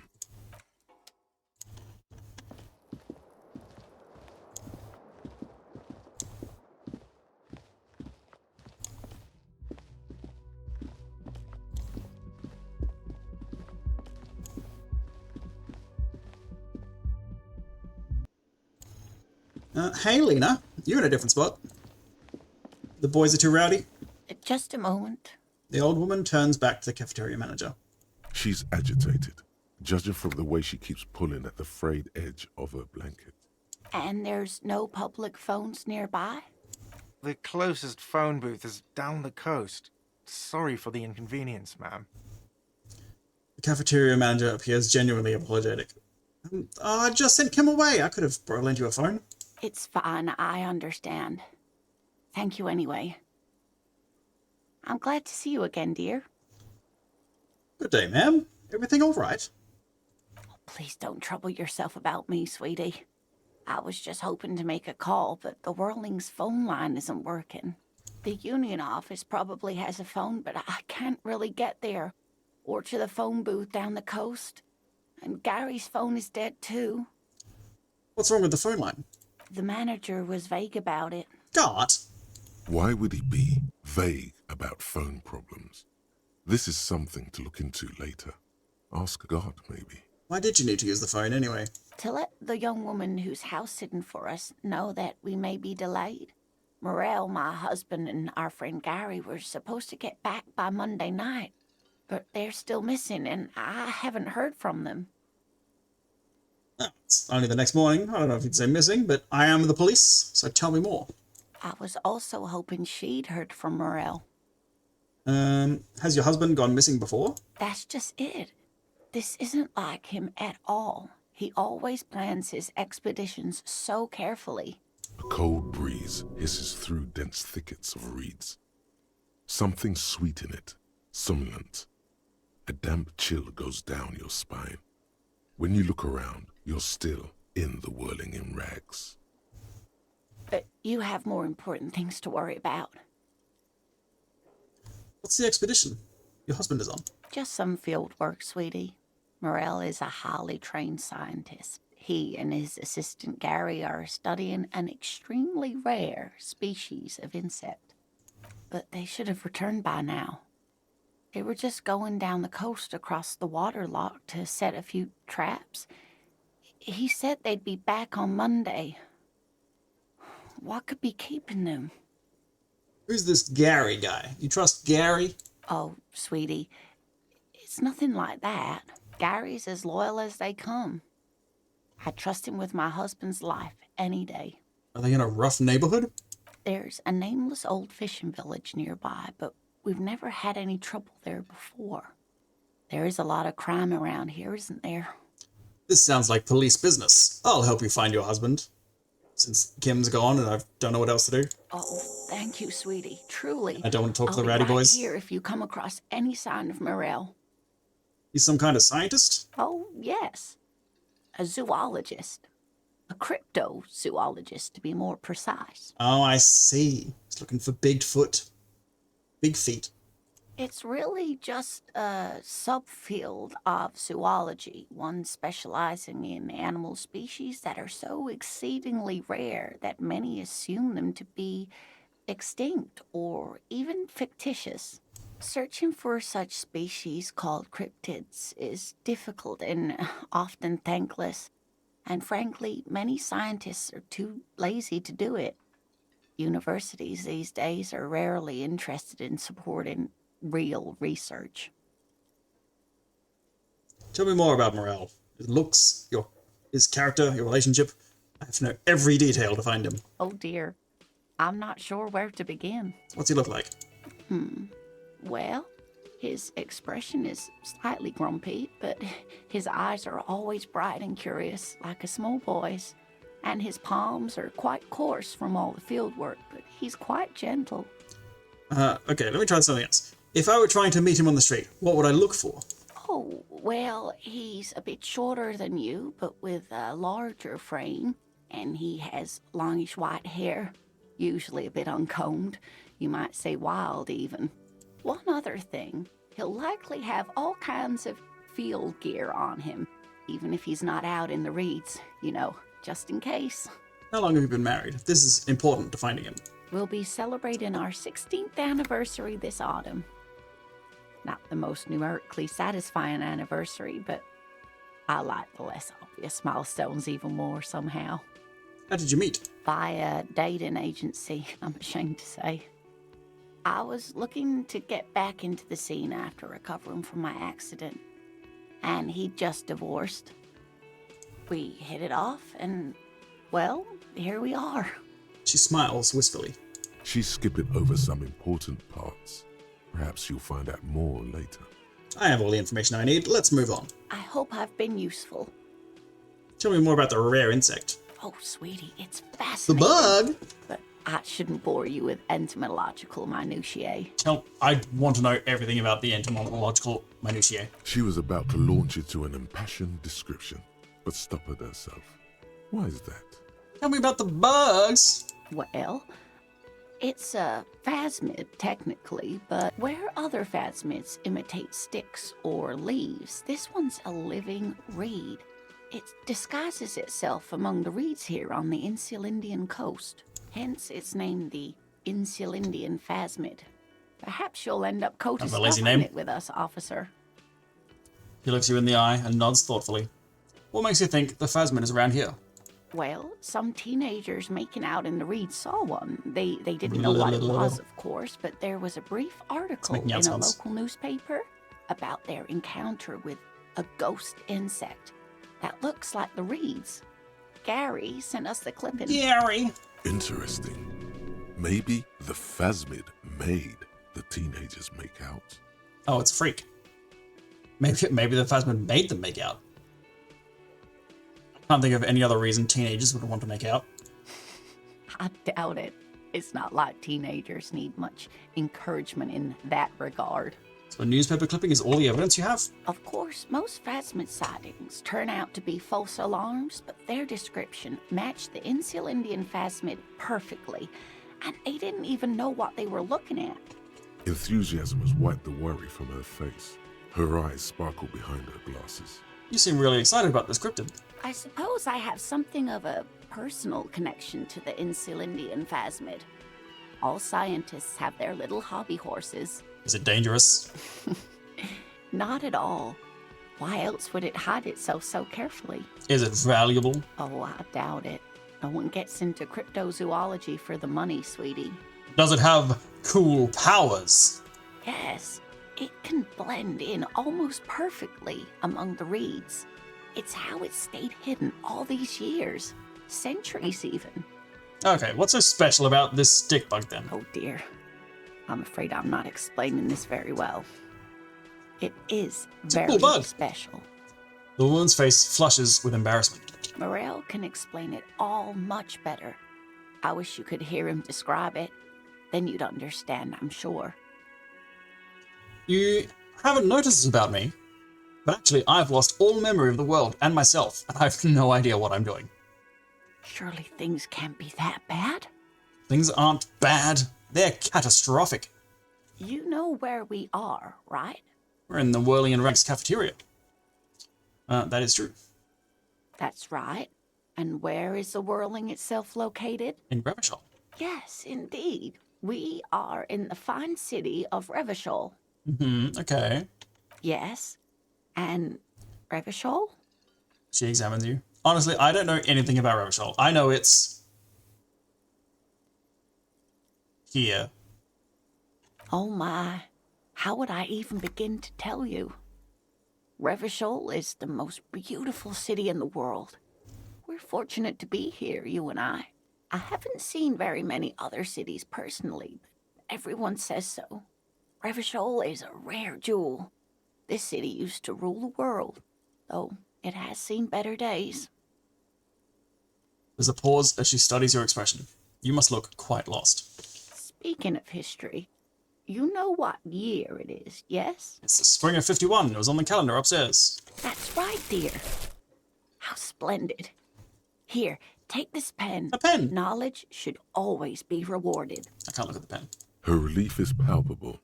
She was getting pretty worried about you there, but now she relaxes her shoulders. Outside, spring rain seeps into the cracks in the walls and the cobblestone streets and into grated storm drains, all the way down into the sewers. Above ground, the first maybells blossom. I can tell that this is taxing for you, so I'll just ask one more question. What regime are we living under? What mode of government? I know this. I've been told about this. It's the fucking... none of these. It was someone akin to the EU or the United Nations, the UN. I don't remember, but someone's in control of everything. We were a monarchy, but there was a rebellion, and then capitalism nope, the other one, communism failed, and we're having a bad time.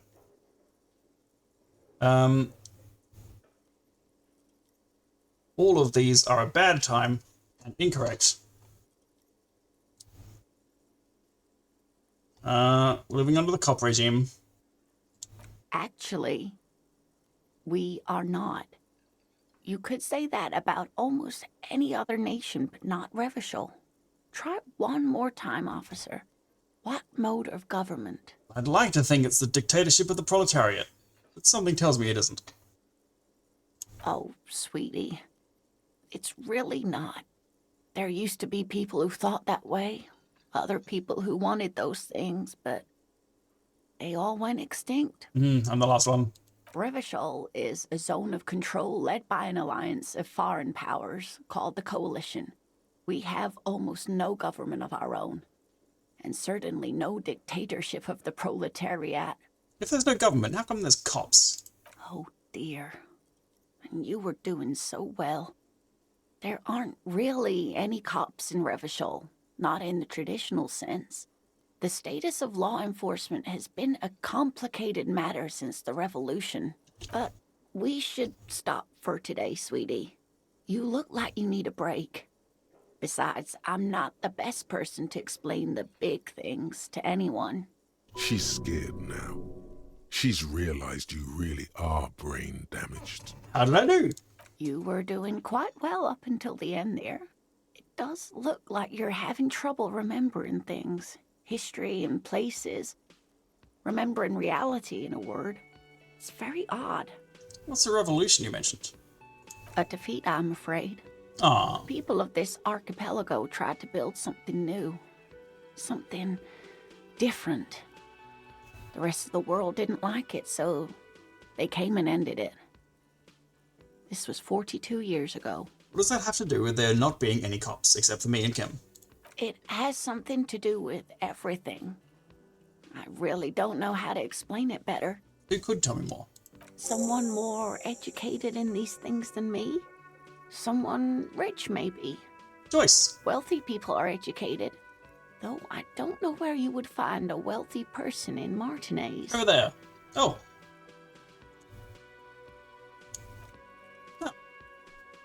But Very nice. thank you, sweetie. You did make me forget about my worries for a while. Forget about your worries and your strife. Yeah, man.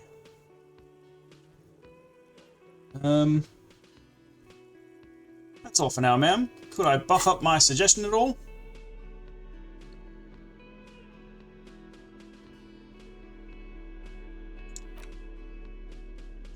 Pretty sure I had a minor suggestion. That doesn't help. Nope. Alright, let's just go for it. Oh, hello, dear. Tell me about I Bigfoot. didn't notice you at first. Sometimes Hell the yeah. most charming thing you can do is be reasonable in your requests. Could you tell me about just one more interesting cryptid? The Insolentian Phasmid was great. I suppose you could use a break, and I could use a distraction.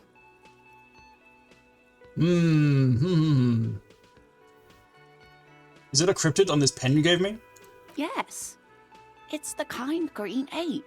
Half war Love the kind story, green ape. half undiscovered species in the genus Homo. Homosexual ape. Yes, it was reported by soldiers in South Safra during the war. The kind green ape would visit bunkers during the night, healing wounded soldiers with its saliva. Wow, with its saliva? Yes, it has amazing healing qualities. Some soldiers reported growing back limbs, regaining their sight. There was something about an undiscovered subspecies of man? Indeed, there is. It's our closest relative among the cryptids. Same taxonomic family, different genus. Different genius. Which is to say, the kind green ape is a species with which we share a common ancestor, and that evolved parallel to our own. Just like your partners.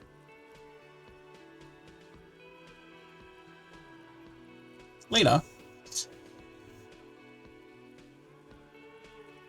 Lena, no.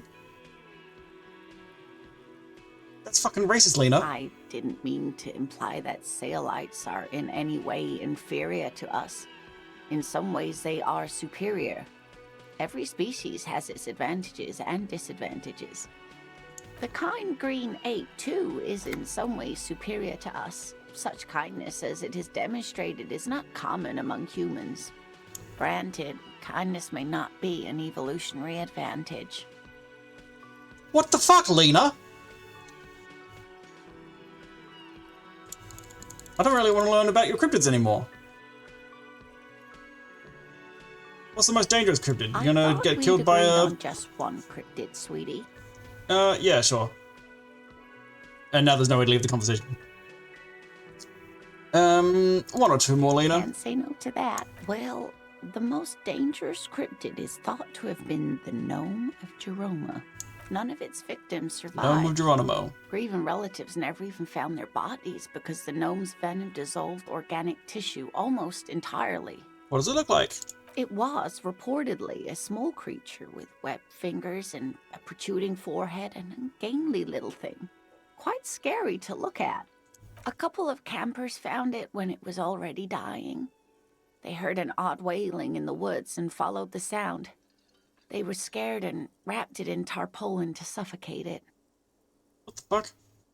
It still took the gnome of Jeroma an entire day to die. Alas, no. And the first scientist who got his hands on the creature's corpse put it in a jar of formaldehyde, thinking that would detoxify the gnome's venom. Instead, all the venom leaked out of the creature's teeth and into the surrounding liquid, dissolving the creature itself. A poetic end, perhaps, but a real loss for science. Let's talk about nothing else. Of course, dear. Bye, Lena. Bye forever.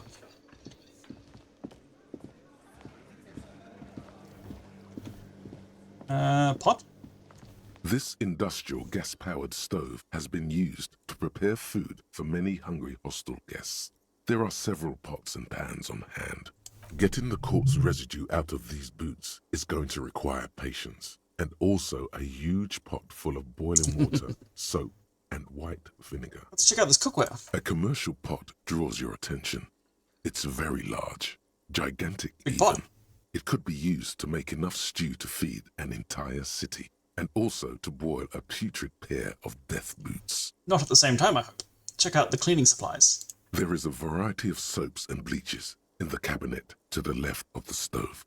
There is also a bottle of white vinegar in the cabinet next to the fridge. This is going to take the hard stuff too. Use as much as you can. It said what I should use. Patience, boiling water, soap, and vinegar. Whole lot. It's a really disgusting. Soap and vinegar. And I can't not do it at this point, so hopefully this guy's cool with it. The delicious smells of cheap soap and vinegar waft up from the pot. All right now, chef. Light up the stove and boil them. 1 second. This Let's go. industrial gas-powered, getting the strong smell of vinegar forces you to step away from the pot. The water slowly comes to a boil. Wait. Strips of polymer fabric and human tissue separate from the lining of the boots. They float to the bubbling surface. Wait, some more. The boots look cleaner and cleaner. Those bits of human flesh are beginning to look cooked. You can smell it too, just like beef stew. A little bit more. That's it, chef. The boots are as clean as they're going to get. Steam, dense with the smell of strange meat, disappears into the vent above the stove. Super gross. Dump out the sock and flesh stew and examine my new boots. A pair of real beauties. The boots are shiny, hot, and reek of vinegar. Just perfect. Master Chef out.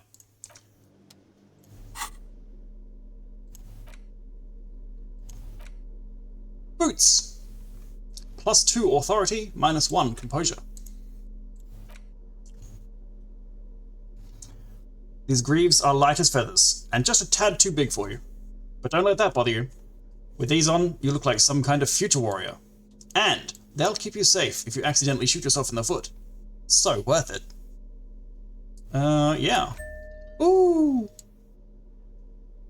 I'm just goofing. New boot goofing. You look down at the white ceramic sabatons hugging your arches and calves, surprised at how well they fit. Your movements cause tiny little clicks, like dice rolling somewhere far away, as the plates reorient to your motions.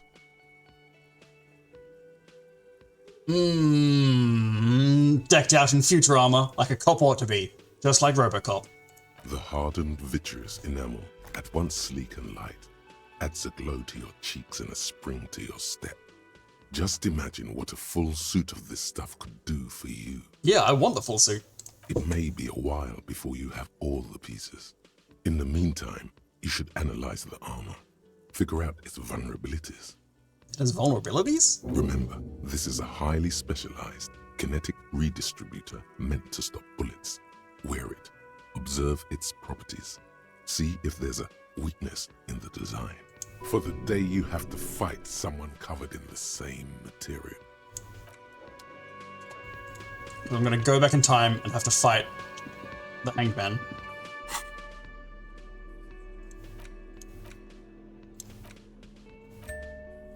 Can I? No, I can't inspect him or anything. How's it going, ding?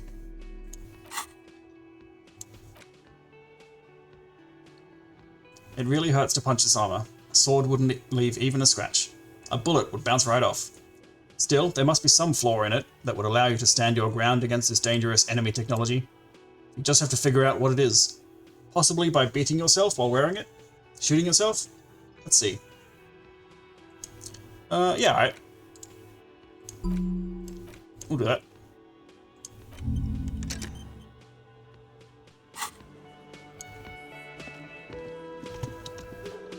I had to ask God about something. What was it? I don't know. Can I help you? I saw a thing at the whirling Another racks. thing. Great. I love Oh, the phone line. those. The phone line's dead? And the phone company is taking its sweet time sending someone to fix it. Losers. Losers. That's strange. It's not strange, it's inconvenient. Is it true that there was foul play? Who told you that? Lena. Fine, yeah. It looked like someone had messed with the wiring. It was shortly Chris after the Lena. hanging, but I don't know if it's at all related. Plenty of arseholes around here who aren't murderers. If you do find out who cut the line, though, let me know, so I can forward them the repair bill. Oh, apparently there was a sign that said I couldn't go in the kitchen. I did not read it. What are you, a cook now? That's none of your business. I have a search warrant. No, you don't. How did you know that? If you had a warrant, you'd be shoving it in my face right now. I would. Besides, the RCM doesn't do search warrants. I know the law. You'll just have to wait for the kitchen to open. If you have to get in there, which you don't. You do realize you can just go into the kitchen at 1300 hours. No need for superstar charm or Sambo-style antics here. It's before that. Maybe this was a conversation that was supposed to happen yesterday? Sambo is an acronym for Samaran boxing. Graceful martial arts stuff. Sambo style implies stealth, cleverness, and cool. Just letting you know. Thank you, Encyclopedia. Yes? I'm cool. Because I'm Sambo. I'm cool, and I'm coolly not going to talk to those guys. Hey, Gardner. What's new? Let me handle this. The woman says to the crowd in the mess hall before turning to me. You are far from home, officer. This isn't a district known for its love of self-proclaimed militiamen. Just here to do my job, ma'am. Not a muscle moves in her face, but her eyes trace yours, stern and perceptive. You are looking for Titus Hardy, who you think has information on a murder the RCM is investigating. You want to interview him. News to me, but I'll take it. She points to the man standing in the middle of the room. That's Titus. Talk to him, but know this. I'll be keeping an eye on you. No strong arming, nothing official. The District of Martinez does not recognize your authority to make arrests. You're sure Easilio mentioned something about a lawyer, Elizabeth someone, but you're too dumb to remember what it was. What's your role in all this, Lawyer Elizabeth? Obviously, I'm a lawyer. A legal counselor for the Dock Workers Union. I would urge you to consider what you say to my clients. What if I wanted to talk to you, not to Titus? Because Titus is scary, and Kim isn't here to hold my hand. What you want is of no significance, officer. Don't test your authority. In Martinez, you are no one. What are you going to do about it? What are we going to do to you? It's a cold laughter, devoid of joy. The union isn't going to do anything to you. It is not a crime syndicate. It is a labor organization. Goddamn right it is. Goddamn right. If anything, it is the RCM who do things to people. But we digress. I should talk to Titus then, but I won't. I have to go talk to the other guys.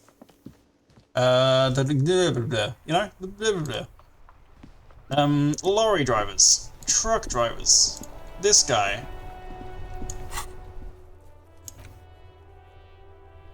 Murder weapon, hand eye, gotta put a point into it, we'll come back to that once we get Kim back.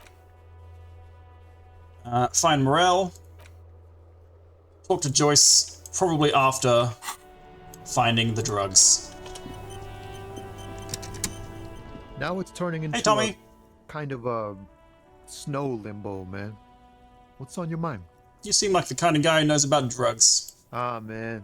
Me and narcotics go way back. You're under arrest. Had some good times surfing the psychic waves of my own consciousness, you know? But those days are behind me. There are other addictions in my life now. Why the inquiry, my man?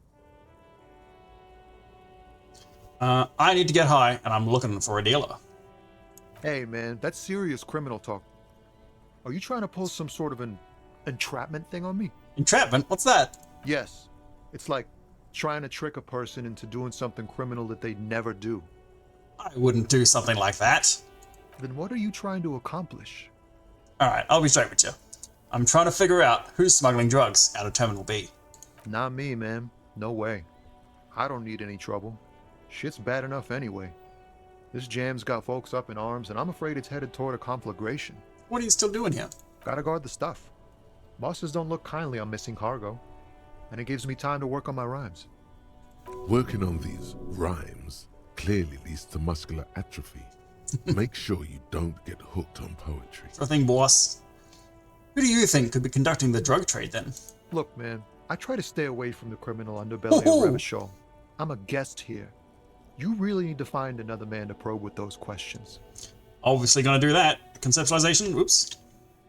That's all for now. That's all for the next 3 seconds. Conceptualization is not being negativized.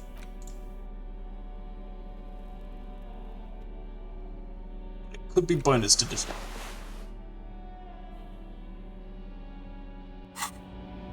Now it's turning into a 8%.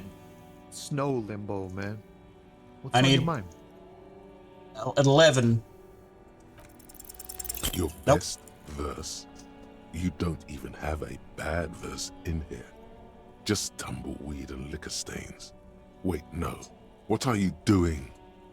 Alright, with no preamble, no indication of what I'm about to do, I'm just gonna drop some beats, some bars.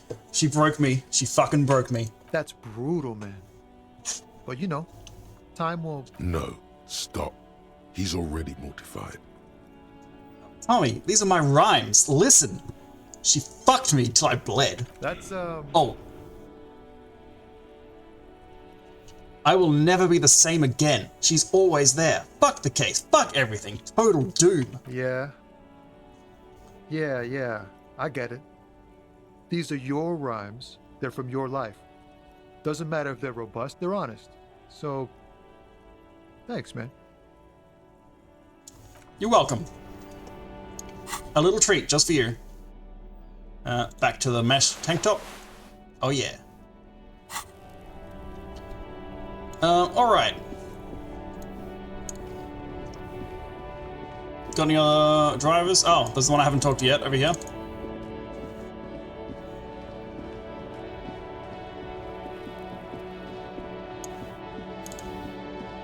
This guy. Welcome to Revachol. The rotund man announces. He has a lit cigarette between his fingers. Welcome indeed. Who are you? Oh, I'm just a simple camionneur, a father of 3, and a Revachol patriot. Oh, so you drive a lorry? Yeah, Pretend you missed that last part. I drive a lorry, back and Lorry? forth. Sometimes I sit stuck in a traffic jam, guarding that lorry. His physique reeks of heavy motor oils. His breath smells of high tar content cigarettes. Probably Astra Whites. What are you hauling? Oh, not much What you anymore. hauling? I'm here to pick up some cargo, but the dock workers are on strike. Oh, it's this guy. So it's a sit and wait on your ass situation. How long has this been going on then? The strike? Oh, they've been at it for a while. A month, 2 months maybe. But this here is just the last week or so. What kind of cargo are you supposed to pick up? Apples. Apples? Yeah, apples. I take it you had other questions? Oh, it's 100% this guy. He's given you the runaround. Let's be honest. You were bested. What's Revacholian Patriot? What's that about? It's about biological determinism, natural law, the sorting of the races.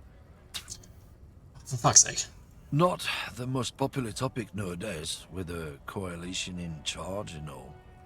You might want to change the topic. That is, bury your head under the sand like common sheep. Change the topic. The way he says it makes it almost sound like a threat. Okay. If I pretend to be racist, maybe he'll think I'm a good friend and trip up on the drugs he's definitely trying to smuggle.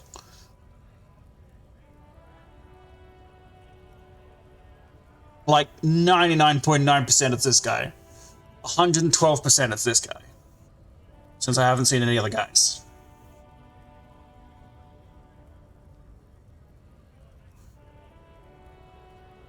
And Kim's not here, so he'll never have to know. I can do some underhanded cop tricks. What does this mean? Someone has to be the unpopular guy. That sounds friendly. You're just a racist. That's unfriendly. I can't remember what that means. Please explain. That's iffy. Or something else. Someone has to be the unpopular guy. It's you, right?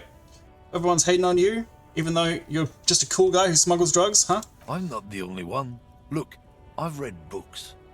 The science of racial theory has all been proved, even if some people don't want to accept it. Yeah, there's a guy over there called Measurehead. People who've studied these things say that He agrees we with are you. superior by design. Many people agree with you, somehow. Naturally, Lena agrees with you. Occidentals should be in charge. Obviously, you can see the merits in that. Were the people who said these things Occidentals? If this guy's all the Occidentals have, well, let's just say he's not exactly ripped. What else you thought of? So, lately we Occidentals have experienced an unfortunate downturn when members of the superior race cease to believe in their innate superiority. They stop competing for resources. Oh yeah? This concerns you, policeman, so you better be vigilant. The Kips are showing a good game lately. Same with the mosquitoes. And the other intruder species out there, breeding like rabbits. They're on the precipice of cultural victory. Getting the real slur speed on from this guy. What's the cultural victory? It's what the Kips of Boogie Street are going for, right under our noses. And the others too, on the radio. Blah, blah, blah, It's true. Also, you need to realize the dangers of mixing races. Who knows what might happen? Yeah, I'm racist, definitely. We, the evening people. Check out this mug. Oh man, that's great. Look at that guy go. Haven't seen anything that goddamn. Thanks for that, but no, it's not mine. That didn't seem to plan out the way I wanted it to. You're a drug guy, right? Drugs? They're shit, man. I don't let anything pollute my body. Why not? You know where that shit comes from? Sarah Mirizza, Safre, Ilmara. They take the money from our local junkies here and then use it to outcompete us in the manufacturing sector. They know they can't beat us in a fair fight, so they have to get us to weaken ourselves somehow. It's racial sabotage, racial economic sabotage. I agree with whatever you're talking about. It's our responsibility to keep this poison off the streets of Revachol. Look, I'm gonna be straight with you since you're my kin. I don't know shit, and if I did, I wouldn't tell you. You're a cop. I'm not an idiot. But I'm a cool cop. What do you think? Everyone else is gone. Leave the lorry unguarded. Stuff's been getting looted lately. It's those little kips sneaking around at night. If they touch my stuff, the bosses will be on my ass like ass cancer. There was a bunch of spilled boxes in the back of a big lorry nearby. I did see one lorry with the trailer doors open on my way here. Do you know what happened? Yeah, I knew that guy. He was an honest driver who loved this country. We were having a good debate about genetics at the Wheeling in Rags when some Kip boys smashed his luck and took damn near everything. Lost his fucking job over it. Since he left, I haven't had anyone to talk to. Bad for him, I guess. It's a fucking travesty is what it is. Well, if it's not you, then who's running drugs through Terminal B? Isn't it obvious? Fucking Sealang, that beady-eyed South Samaran. His little side business is a scam. I wouldn't be surprised if he was for some reason, drugs as well. asking the racist guy who's selling drugs isn't working out for me, unless it is, and the game's going to be Samaran guy who likes to racist about it. He's some kind of businessman. Really, he's just selling his employer stuff. Stuff he stole after he broke the seals on his Humanox lorry. Where is he? Just follow the smell. I can't, it's a video game. It's like apricot and oil when you're nearby. The lorryman lets out a raspy croak at his own sense of humor. Seriously though, is usually just a little bit south of here. Down that way. Down the other canal. You can't miss him. Just watch yourself. His tribe are natural liars. It's in their blood. He's your man, all right? 100%. Guess Righto. so.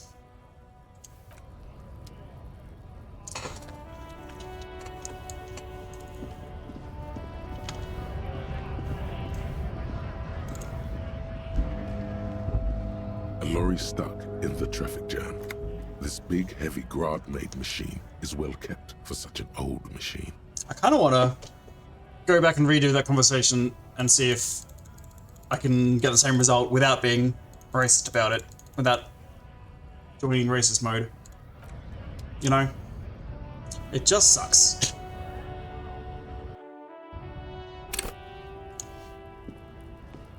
Hey, dude. Welcome to Rivachol. Who are you? Oh, I'm just a simple camion. You drive a lorry? I drive. His physique reeks of heavy. How do you feel about What? drugs? They're shit, man.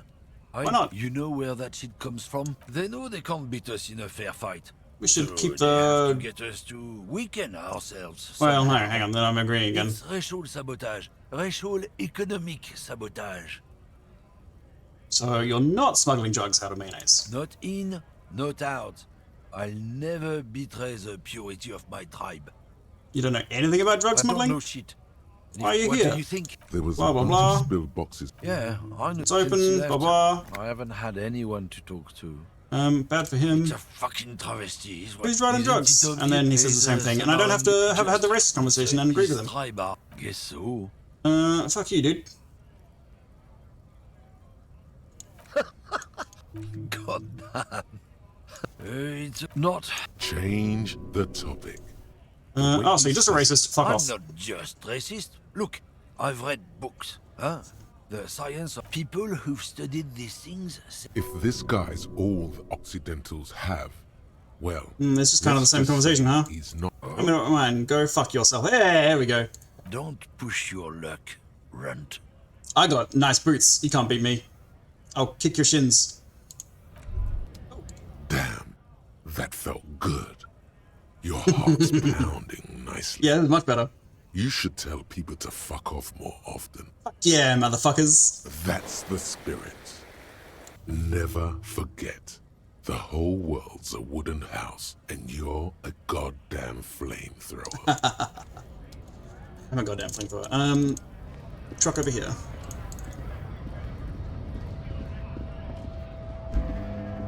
A lorry stuck in the traffic jam.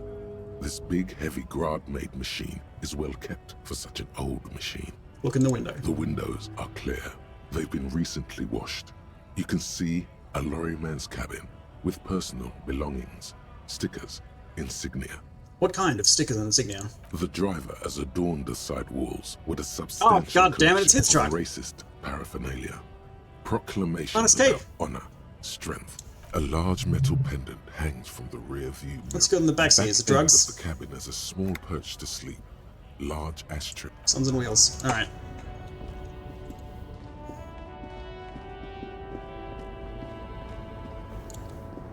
Hello, lady who looks into the past. Do you have any new conversations for Tuesday? You caught Yes? me at an opportune moment. No, I think so. Lawful Let me weather get them. keeps me awake. You can entertain me with your questions. Still don't really understand this whole boyadero thing. Of course not.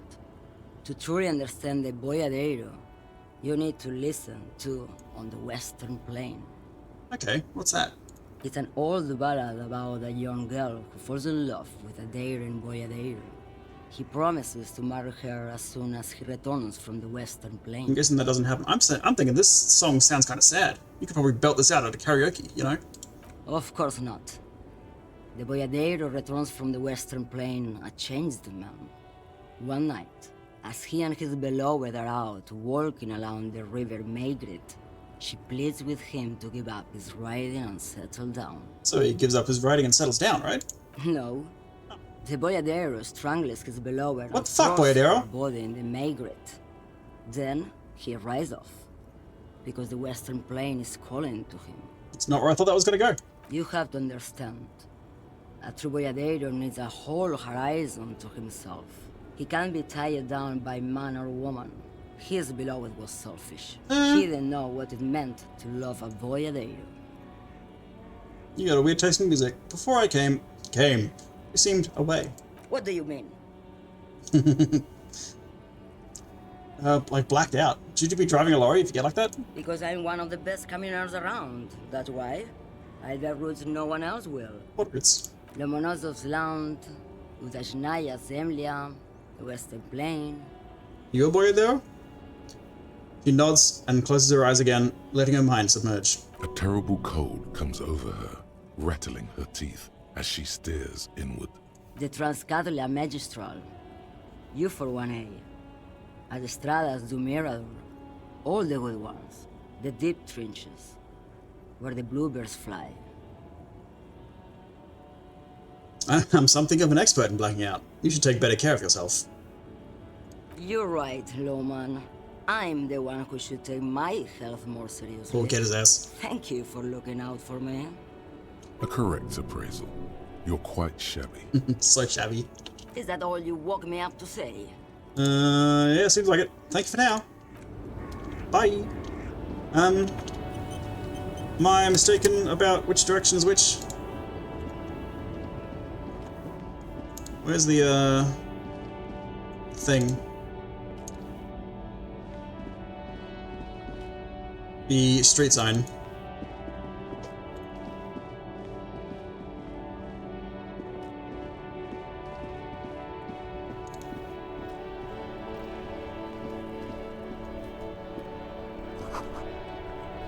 Yep, that didn't help. Okay, well, only one other direction I haven't gone yet.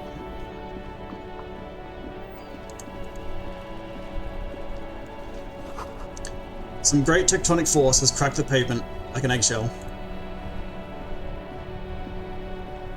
You sit on the wind-worn wooden planks of the bench. Your feet ache. Shoes are too big. But I don't want to wait. I've got so much time to do some stuff. So many people to talk to and not enough time to do it. Drunk guy. Are you smuggling drugs? Doesn't seem like it. I just heard, you know, it's just so hard sometimes, hick. All I got, I built with my bare hands. Hello, soldier officer guy. Oh, no shame. Whining about your back every time you bring out the measuring tape. René, you're a man with a fork in a world of soup. Please, let's just try to enjoy the game, alright? The other one is eating a big sandwich. Look, in his hand, going into his mouth. The sandwich. It's hauntingly beautiful. I'm trying to, but you keep breaking my concentration. You're old. I can see that. We're both old. Now stop grabbing your ass like it's a girl. Can I have a sandwich? I haven't eaten in this entire game yet. These manly men are playing balls. This is a ball game. Grab a ball and play it. Don't ask questions. Shoot first. Ask questions never. Ball time. That's the spirit. Don't even waste your breath asking about the game. They wouldn't know anyway. They're way past their prime. Grab the ball and show them how it's done.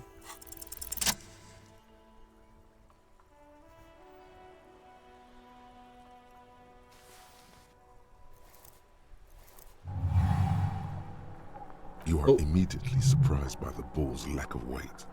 No matter, you'll make it work. God, this is right. You feel the familiar tremble of excitement and adrenaline that precedes every victory. Time has frozen. Feel the balls. The cold metal ball is surprisingly smooth against your neck. It has a pattern on it, probably a sponsored ball. Yours would only be covered with bumps of learning and scars of victory.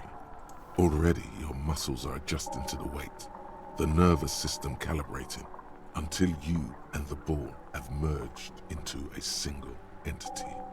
The man ball is ready. I am the man ball. Take in my surroundings. It's the man ball. A chilly breeze ruffles your hair as you stand there, feet firmly planted.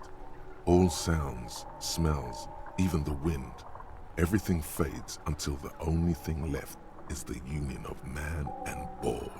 West, in the Grand Couronne area, a sharp overhand left from Arsène Luc Edelbrock sends the Samaran heavyweight champion, Kostya Miasnok Kostanicha, flying to the mat. The crowd goes wild. Revachol loves her heroes. There is time for one last glance inward. Who am I? An embodiment of pure motion, a fine-tuned locomotor running at maximum efficiency. Behold the fear and confusion reflecting in the eyes of the two feeble geezers. They are in awe of your superiority. You are a god to them. The inertia can be contained no more than a bullet leaving a gun. Let go. Be the bullet. Be the man ball.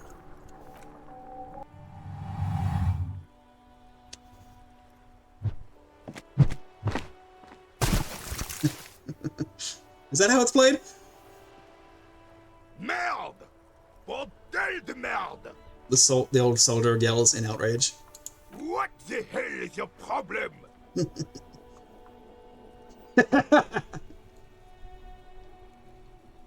Not a weak triceps, that's for sure. I don't care if you are a cop. You do not just ruin someone's game. It's so goddamn disrespectful. A man his age getting worked up like that? Better watch that blood pressure. I'm sensing anger. I don't understand why. You vandalized our game, son.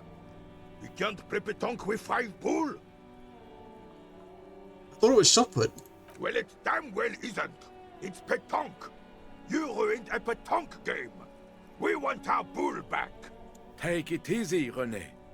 This is just I've a got a bull. misunderstanding, isn't it, officer? No harm done. Of course there's harm done, you orange slug. You owe us a goddamn bull. I haven't got a bull, but will this do? It's a shot put ball. Will this... No, it will goddamn not. Thank you, officer. This is really something. Honestly, I think it's better than our old bull, even. I think I fucked up this entire interaction. Mon Dieu. Alright, fine. What do you want, officer?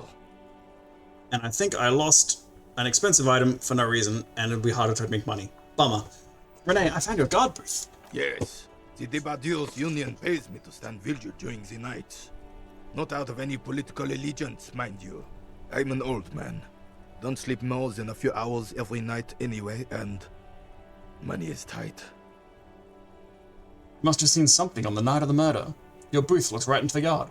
Yes, it does. Unfortunately, I wasn't working that night.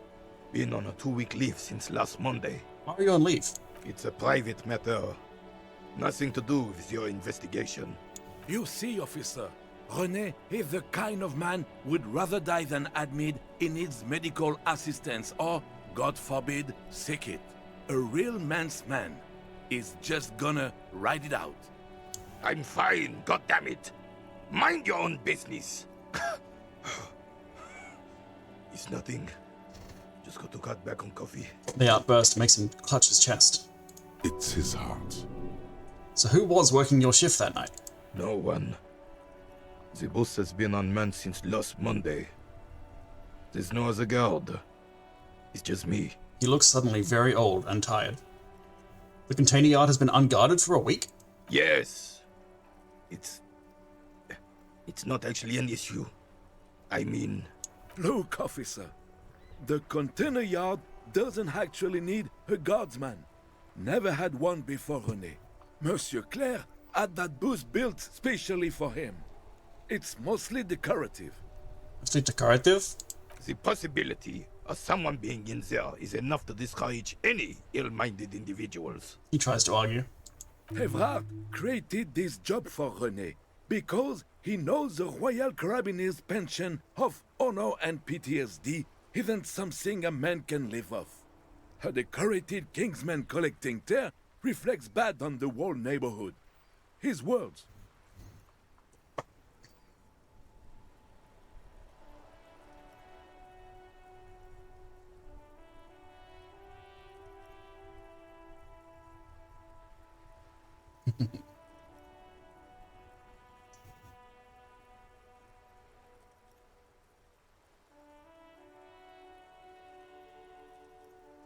There's nothing wrong with tear collecting. It's my side thing too.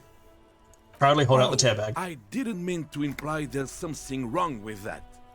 I do it too. Everyone does it. It's an excellent side thing.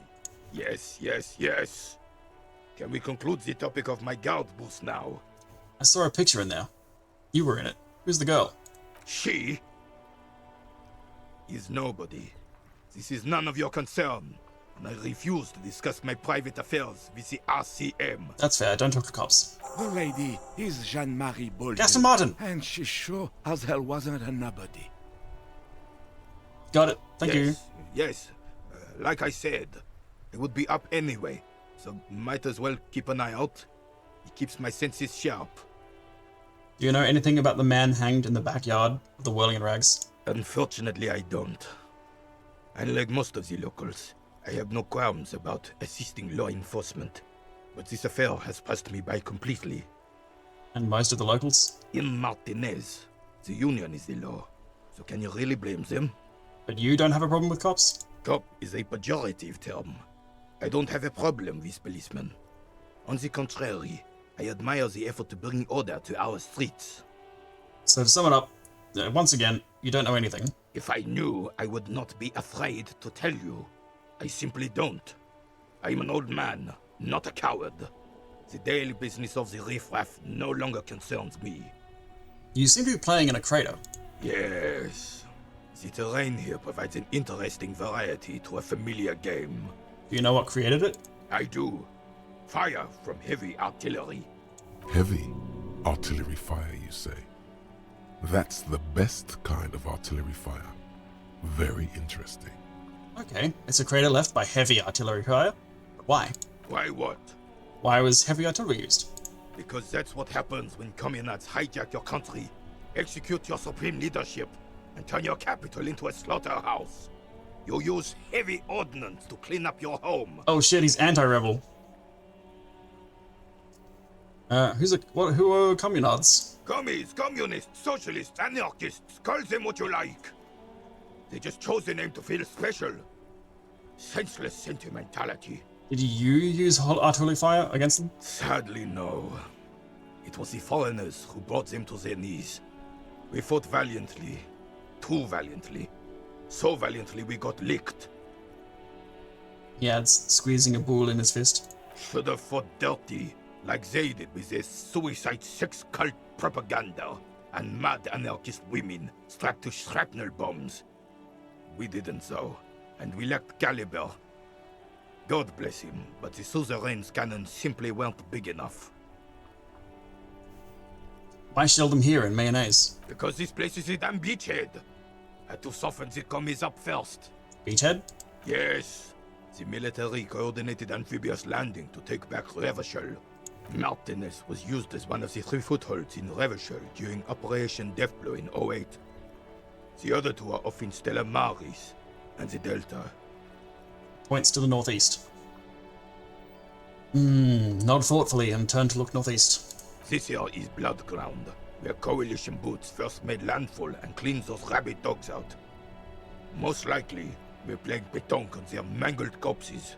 This is unpleasant. Blood ground. You got old René going there.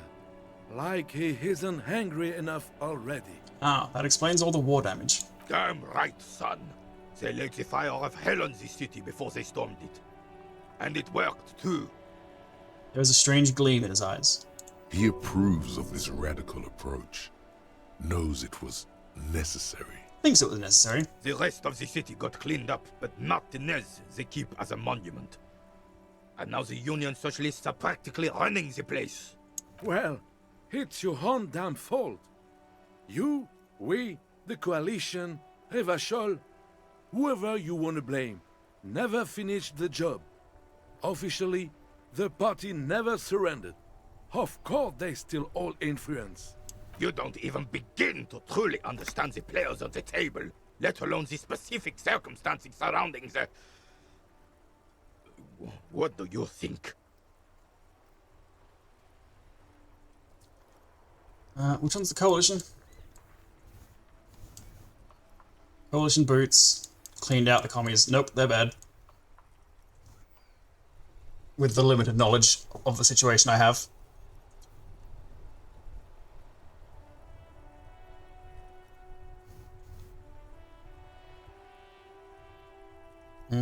That's potentially racist in tone. Commies don't understand how money works. I don't think, I just do. Soft socialists paving the way for the hard working class to take over. I like socialism. I'm physical, Harry. I don't think. I just do. I'm just so damn sorry it had to be the Coalition. After 8 years of fighting those hyenas, boiling cats for food and drinking piss in the mountains, I would have preferred if the Right Honorable King Guillaume returned through Revachol, or even if that damn clan Frissel had risen from the grave and led us. Sadly, that was not the case. Instead, all that is just, holy, and beautiful in the world was wiped away, and now it's neon signs with toothpaste ads everywhere. Foreign influence peddling garbage and stupid music on the radio. This is just what the commies wanted. This was their plan all along. This is what they wanted to replace the role of the suzerain with. How does Philip III factor into this? It doesn't. That was 100 years ago. It had nothing to do with anything. Who was Frissel? Damn Frissel. He was the king we couldn't protect. The Carabineers failed him, and the crown. He died in the hands of the Hyperlay, in a very public execution. And who's Guillaume? A true king in both blood and mind, led Revachol before Frissel. He would have been better, but the damn commies drove him into exile. What exactly is a suzerain? The suzerain is the king! Has everyone forgotten already? They've forgotten already. He nods to himself. It's no use talking to you. You were still in Daddy's balls when it happened.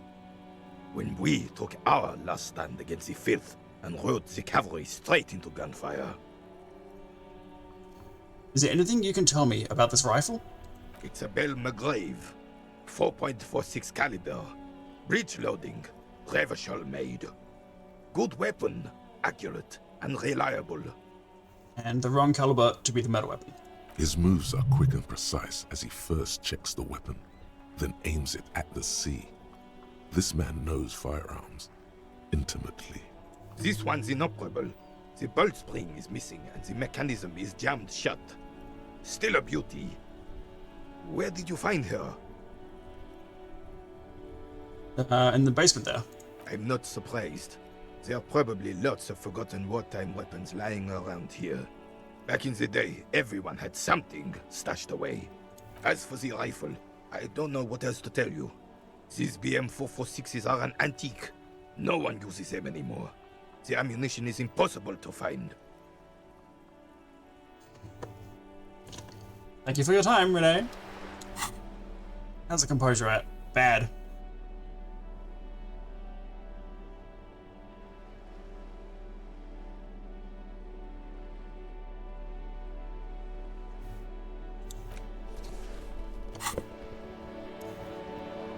Vigilance officer, what can this old Carabineer do for you? What is it about this old soldier that makes him stand so proud? All you observe is Ooh, a I'm getting low on that. refusing to let go of the past and his old uniform. This is not uncommon. This is the uniform of the Royal Carabineers in service of Frissel I, Guillaume le Lion, and the valiant King Philip V before him. Don't you mean Frissel the Fan? You do not speak his name, Craven, although he was a clown. But he was our clown, ours to ridicule and to mourn. There's something you missed. You will get to it. Don't worry. Thank you for your time. Booties. Okay. I have really outdone myself. This is divine. Yes, That's what you need, Gaston. More padding on that fat arse of yours. I hope your heart gives out. René, it's a little pleasures. Life doesn't need to be a struggle. Oh, good sandwich. Hello, officer. How might I be of assistance on this fine day? You mentioned Jean-Marie Beaulieu. Who is that? Oh, sweet Jenny. She was the finest woman in all of Revachol. Maybe the entire world. Do not defile her memory, Gaston. Let her rest in peace. So you both knew her? We knew her, all right. Lived on the same street our entire lives, just 2 houses apart. The 3 of us have been best friends since we were 4. She was René's first girl back when the prick was 16. They were courting till he decided he'd rather die for some great ideal than just be happy. And then you stole her from me. Ooh, the growl there. You stole her from me. Easy, boys. Easy, boys. No need for this to get ugly. Oh, officer. It already got ugly nearly 80 years ago when the 3 of us were just learning to walk and talk. You stole her from me.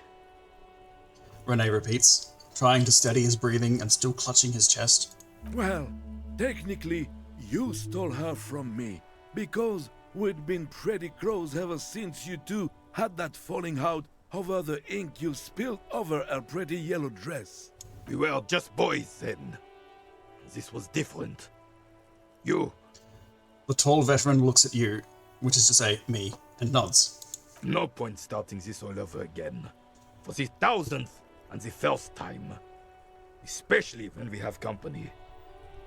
Officer. What happened to her? She died of pneumonia 2 winters ago. It was a quiet passage, peaceful. He smiles faintly. René and I were both by her bedside when she... He pauses, searching for the right word. Died. No use sugarcoating it. Won't bring her back. Will it now? Departed. Until the very end she couldn't decide between us. The most indecisive woman I've ever met. A quick grimace of pain passes over René's features, but he immediately regains control. His face now a dispassionate mask again. Why do you think she was indecisive? She could never make up her mind about anything. What to have for breakfast, favorite color, or which one of us to marry. The look in his eyes is happy and distant. She was always leaving one of us for the other, but never long enough to actually get married. There's a fix for that, which we might get into later. Nothing wrong with weighing your options first. Heck, technically, we're both still engaged to her. I don't think that applies. You always confused her. Couldn't let true. us be happy. So justa with your fancy words and pastries. Oh, well, pastries will work every time. He suddenly remembers you are still there, falls silent, and turns away. Thanks for sharing, boys. Of course, officer. Memories are all we have left. What do you know about the dead man? Let me think. I heard someone was hanged and left on a tree for a week. But that's all I know, really. Come on, you must have heard something. No, I'm sorry. And I really would like to assist. You are a good guy, officer. I can see that. Then help him, you wimp. You have plenty of shoulder with the Ghost caviar in the Union. Someone must know something. I wish I could, but I just don't know anything. I always keep my nose clean and don't gossip. Everyone knows and respects that. Respects? The old carabinier can't believe what he's hearing. Sounds a bit like you're holding back. It does sound like that. I'm not even anyone. Of course he's holding back. His mouth is so full of Union prick he can't even speak properly. Can I at least finish my fucking sentence before you piss on it? Is that okay, René? I'm not anyone important in the Union. I just know Evrard. His eyes are furious. How do you know, Everard? Everyone in Martinez knows the Clare brothers. I taught these boys human studies and history in the gymnasium. Gymnasium. I love that word. Not the time physical instrument. What do you know about history? You never witnessed history. Only heard about it years later, when it had already moved on. You don't know history. The old soldier mumbles something under his breath and turns to face the sea. The blind leading the blind doesn't even begin to describe it, is what he said. What a prick. The officer was addressing me, not you, Captain. Where were we? Are you a union member? Oh, in many ways, yes. Like an honorary member. I attend meetings and parties, help with little things. Everard, Edgar, and the older debarders all know me. Congratulations on beating your boss, Super Boss, Monster Train 2. Alas. Help the little things, Everard, Edgar, and the older debarders all know me. There's more debarders. In many ways. Oh, yes. So you're not an actual member? Not in the technical sense. I don't have a vote or a membership card, but Everard keeps me on the payroll, just for the little things. Of course he's not a member. He's not a member of anything. I knew that. He's a Vezavane. Turns the way the wind blows and tries to look important. I hate the socialist rabble, but even siding with them is better than living your entire life on the fence. Never committing to anything. Pick a damn side already. What are the little things you do for Everard? Writing work mostly. Occasionally, he needs something written, and I happen to have a way with words, people say. What kind of things do you write for him? Oh, nothing official, I assure you. Just essays for the newspapers. About Martinez and how things are and how they could be. Everard and I have these long talks where... Well, he tells his little pen man exactly what to say. It's commie propaganda, plain and simple. You should be ashamed of yourself. Thanks. That's all for now. Thank you, officer, for being a consummate professional. You'll have this case wrapped up in no time. Speaking of being a consummate professional, and real quick, but just before I leave, that is a delicious looking sandwich. Can I have a bite? I'm sorry, officer, but I really don't share food. Please, please, Gaston! Nothing personal, it's just a principle. The only one you have. Suddenly you realize how hungry you are. The last time you ate must have been... Gaston, I haven't eaten at all today or yesterday. The sandwich looks like a culinary wonder. Well made. Had a beer and a cigarette. Components. The author sure knew their craft. In addition to the obvious slice of ham, a fat one, you notice a brim of a tomato peeking from below. And is that mayonnaise? Please, man, can I just have a bite? Believe me, officer, I wish I could help you, but I need this sandwich to keep my blood sugar stable. In my age, you need to pay attention to these things. You can barely hear him. The sweet smell of pickles in harmony with garlic butter and marinated onions emanating from the sandwich is driving your mind in a singular direction. It must be yours. Please, friend, we must share it. That's communism. Fuck off! It's mine! He jerks away, immediately startled by his own reaction. A glimmer of respect flashes in Rene's eyes. Sorry, officer. I'm sorry. I didn't mean it in a bad way. But the sandwich is mine. I'm not gonna share it. And it's gone. When the dissidents come to rape our country, he hides.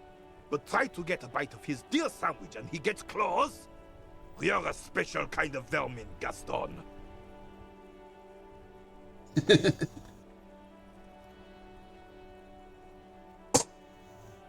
Bye for now. I forgot the stat already. It wasn't one of these negatives. Is it one of these bonuses? It was blue. It wasn't conceptualization. It's nothing. It's easy. We're just gonna say, please, please, Gaston, please. A man so principled about his sandwich calls for a principled approach. Time to get political. Already tripping knee-deep in politics, baby. You really do. Now, unleash the fury. Your blood sandwich is a tool of the oppressors, designed to keep the proletariat docile. I am not going to listen to this comic connery. He utters through clenched teeth and turns his back to you. Huh? The jolly man is scratching his head in bewilderment. He doesn't understand the situation. Look, comrade, the overabundance this sandwich embodies is inherently evil. I really don't understand how my sandwich could... He starts but falls silent. Wouldn't you rather have a proper sandwich? A sandwich with a soul? I would rather just have this one, officer. It's really good. But imagine a sandwich absolutely minimal in design. Sleek, efficient, simple. This doesn't sound good. These don't sound communist anymore. The skepticism emanating from the Merry Senior could be sensed all the way to the Seminine Isles. Envision bread as black as the soil it came from. I don't want to. Look, officer, I like different, classic food. Fine dining, not soil. Please, just drop it. Oh, get your sandwich yet, Gaston. Oop. Oop. The spirited chirps and clicks of swallows fill the air.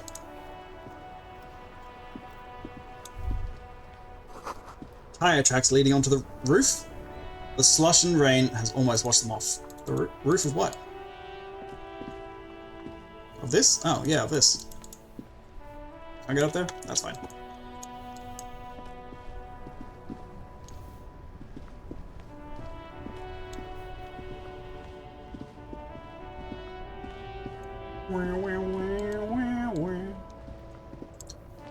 There was a little area around here somewhere that didn't have anyone in it. Yep, and there's someone there now. Last night when I came through. Hello, yellow jumper guy. You see a Samaran street vendor surrounded by a motley assemblage of goods. My drug suspect. When he realizes you're looking at him, his face breaks into a wide, welcoming grin. Hi. The name Sileng is embroidered over his breast pocket. Happy shopping, officer! Everything's cool here. He gives you a thumbs up. What's cool? Everything's cool. The goods Even me? are cool, the customers are cool, the place is cool. And one more thing, officer. Tell me, Sealing. From out on the bay, a cool Shivers, get out of the way. gathers. It sweeps into the city, tugging at the textiles hanging around the stand. Some distance away, the sound of a tin can clattering across the street can be heard. You're very cool. Oh, thank you, Sealing. Bang, bang, bang, bang! He makes both hands into finger pistols and fires a few finger bullets into the air. Really? You think I'm cool? Oh, yes! You got style. You got personal style. You know what you like. He surveys his consumerist kingdom with an air of satisfaction. You like premium menswear. Look around and browse. Everything looks cool on a guy like you.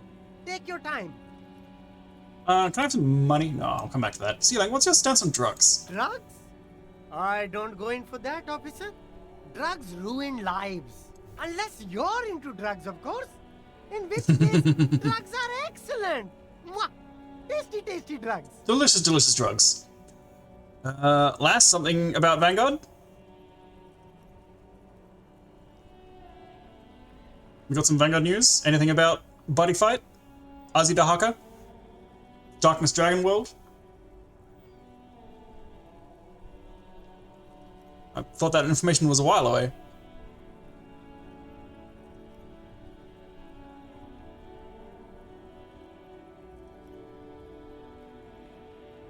Is there something in the Discord I can look at? Yes, there is. Card news. Divines. Oh, restrictions. Yep, that's fair. Oh, obliterated. Yep. Batman obliterated. Love to see it. Bav, choice restricted with Drag Vader. Good. Fair enough. Doesn't really hit it as hard as it should. Oh, this is Japan's list, right? Oh, okay, this doesn't tell me anything. Oh. Okay, yep, I see what you're talking about.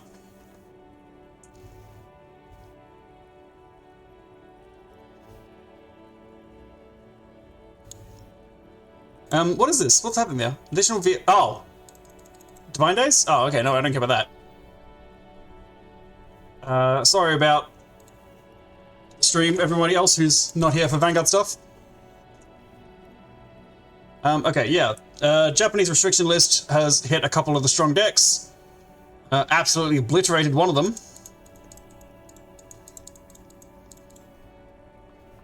Defensing Roar got hit, that's good. Bell banned? Why did Bell get banned? Stuff for that. White Wings, Black Wings only work for Celestial, that's fair. Nectar of Sensationalism for Zorga only is interesting. It got used in a couple of decks, but not a whole lot. Oh yeah, Body Fight released. Information, just the fact that we're getting those worlds. Oh, that does imply no Seeger. Right, because I think that's the Danger World guy, or is that the Ancient World guy? I don't know. Is that the Seeker guy? I don't remember. The boys are here. Mutsunakami looking very handsome. Pretty fairy girl for you. Oh, a new Seraph. Interesting. Okay, cool. Yeah, lots of cool new information. Yeah, Seeker's Ancient World. Is that Ancient World? I don't remember what Ancient World looks like. The one on the end. Oh, I could probably just read it. God. Oh my god, I've forgotten how to read katakana. It's only been like 6 months. Okay. Regardless, back to the street, back to Disco Elysium. I'll freak out about Vanguard stuff later.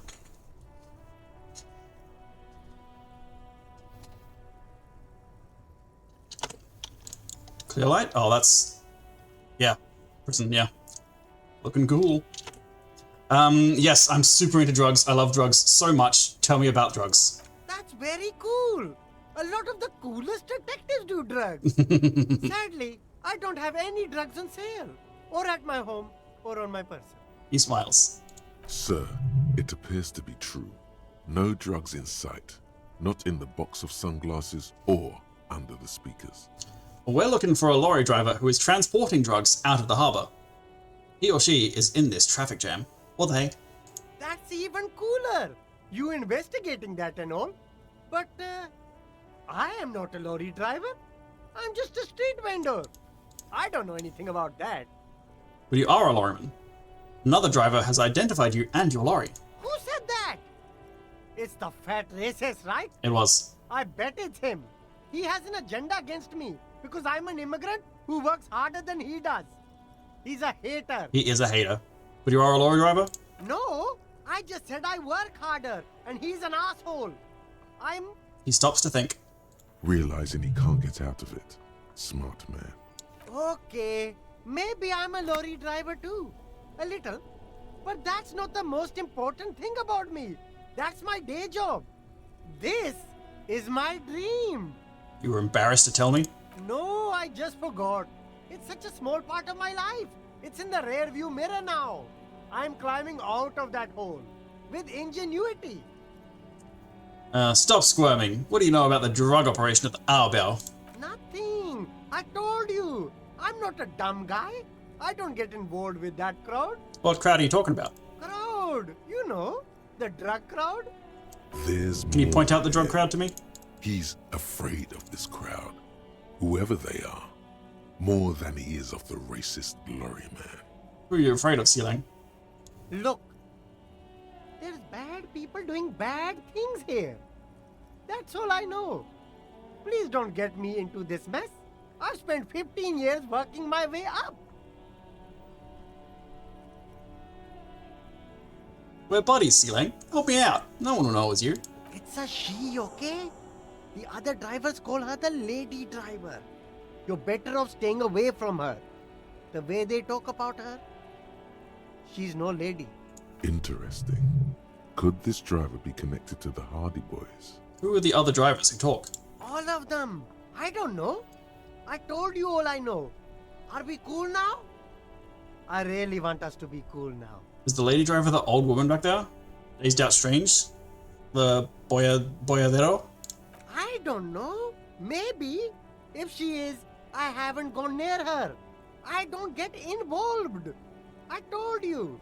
Could she be associated with the Hardy Boys? I don't know. I'm The not Rowdy local. Boys? I don't know anything about that. Okay, we're cool. All right. Very cool. Let's cap this off with a purchase. A pair of funky sunglasses, detective. You deserve it. And I deserve it too. Don't you think? I love you, Silang. Can I have some money? No need to dress this one up. Just tell him what you want. Give me your money. Oh, okay. But why, officer? It's because I'm corrupt. I need corruption money. Ah, yes. Lots of cops are. The street vendor nods, dead serious. You see, I'm an honest entrepreneur. I can't help you if you don't give me a good reason as to why I should. Sorry, detective. The man grins as if the entire incident is already forgotten. I'll look around, thanks. What's you got there?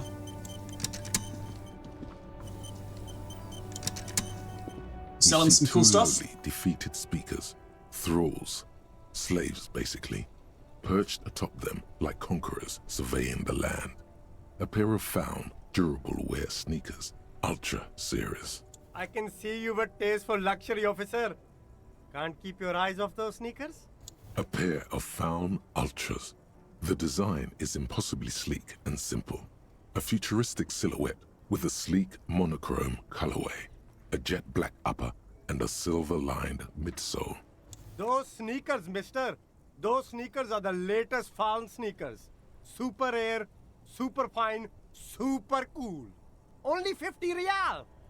That is unbelievably expensive, can't afford it. We'll come back for those sneakers as soon as we can.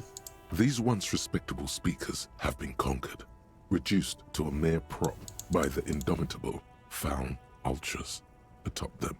Wait, I don't need these sneakers. I've got cool armor A boots. small heat emboss on the veneer reads, Solidarity Aid from the People's Republic of Samara.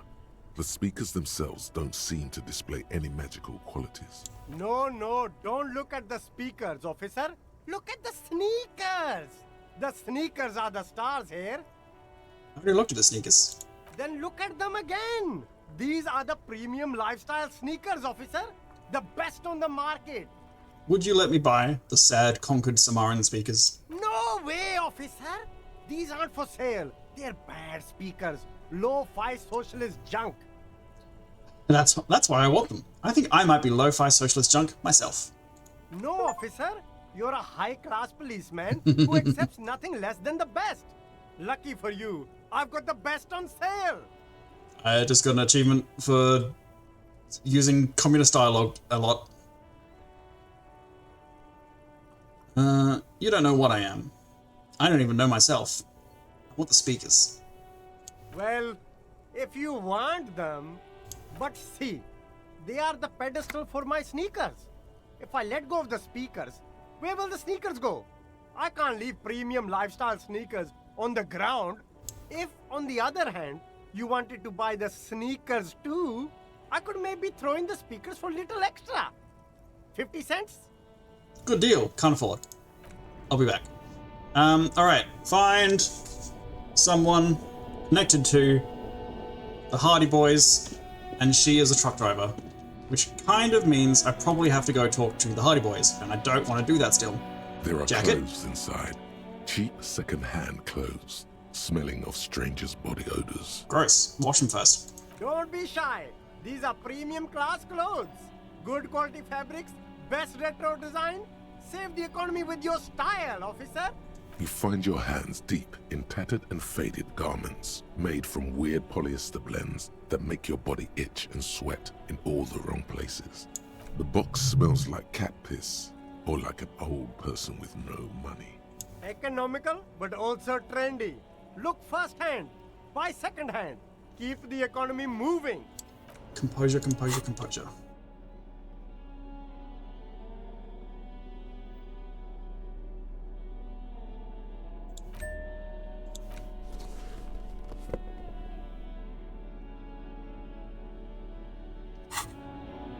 You keep coming back. That's good, officer. No good. All you can come up with are some treated wool pants. You can tell they're too tight around your thighs and too loose around the waist. Touch the pants. They itch like hell.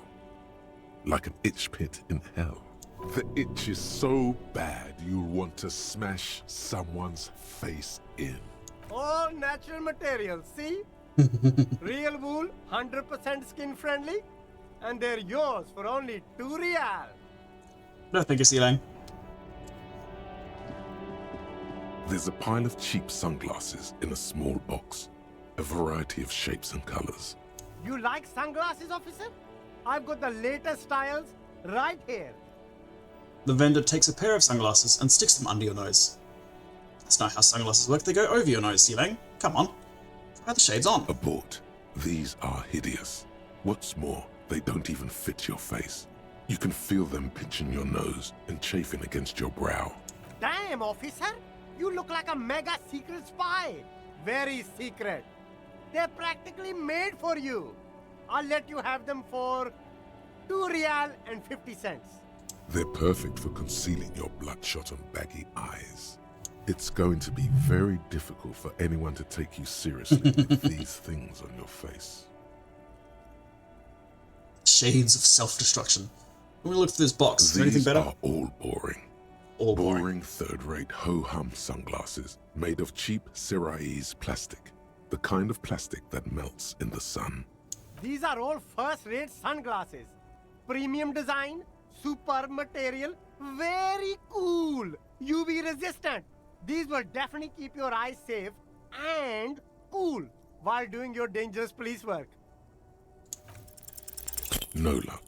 All you find is this lime-colored cellophane visor, produced by a bargain sportswear brand called Amphibian, apparently.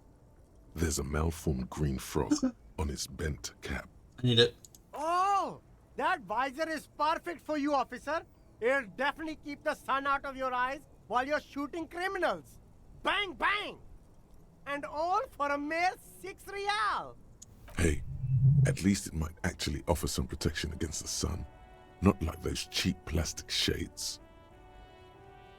I need it. I can't afford it. See you later. My beloved. I'll be back. Don't need tower? I wouldn't have thought so.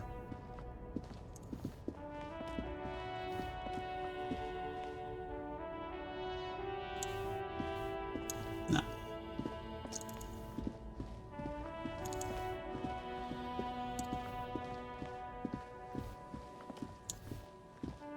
Oh, there's a guy. Waterlock out of order until tomorrow morning. Hey, guy. G'day to you, officer. G'day, mate. A burly man hangs out by the waterlock, carving up a generous serving of salami with an old hunter's knife. His eyes are fixed on a man stranded on the other side of the waterlock and on an enormous billboard that has fallen down into the canal between them. His posture is relaxed. Despite his powerful build and a knife in his hand, this man resorts to physical intimidation only infrequently, if at all. First things first, what are you doing here, man on the waterlock? My friend Barry the Butcher is stuck Barry on the the other side Butcher? of the waterlock. I'm keeping him company and eating this salami.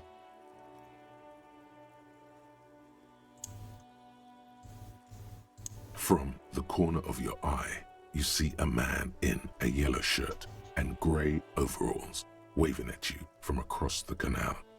He seems disappointed about the wreckage on the waterlock and the salami. Very good stuff. Anything I can do for you, officer? Give me the salami. The man on the waterlock picks the skin off a slice of salami and takes a sizable bite. Do you know what caused this wreckage? I wasn't here to witness it, but those look like tire tracks on that sign. Weird, huh? Then again, plenty of daredevil drivers in Revachol. Oh, fuck. It was me, wasn't it? Too bad it also takes a year and a day to repair anything around here. Especially a waterlock. The rest of the coast is closed off till then. Do you know what's further down the coast? Well, there's the fishing village, an abandoned fish market, a bizarro church. Not much use to the congregation, though. There always seems to be something wrong with it. He thinks for a moment. Yeah, not really much else. Just bombed out ruins. And a guy called Morel and Gary, who can't get back because the bridge is out. Can I have some salami? Can I have some slammy? Sure thing. Sure thing. He cuts off a slice of salami. It is salty. It is savory. It is chewy. The hangover only makes the salami more tasty. Yum! I'm getting a lot of healed health, but also not taking any health damage. I'm getting obliterated on morale. I'm getting my mental ass beat.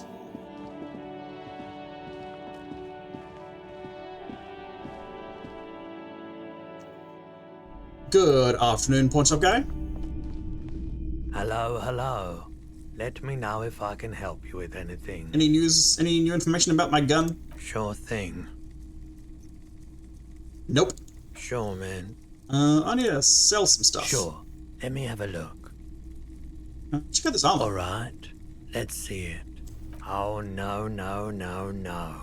I don't need bloodthirsty mercenaries knocking on my door looking for their missing toys. Dang. Besides, this gear costs a fortune. There's no one in Martinez with that kind of money. It feels like he would have accepted the risk if he hoped to profit from it. It's not greed, though. Deep down, he's a gambler, provided the stakes are sufficiently interesting. Anything else you're thinking of selling?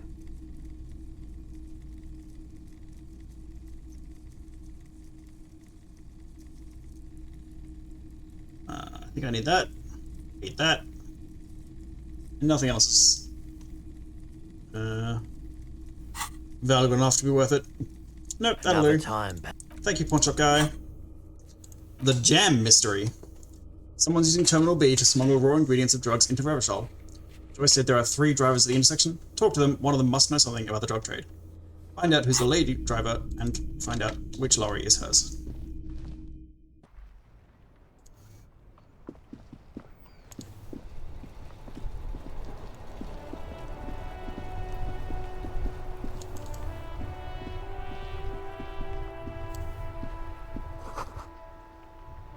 Enormous bulls, worthy of a real man. I can come back to you guys. Oh, I was gonna go upstairs.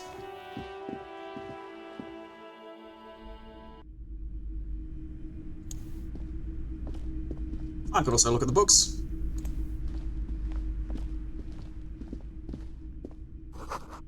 Gift books and molten candy.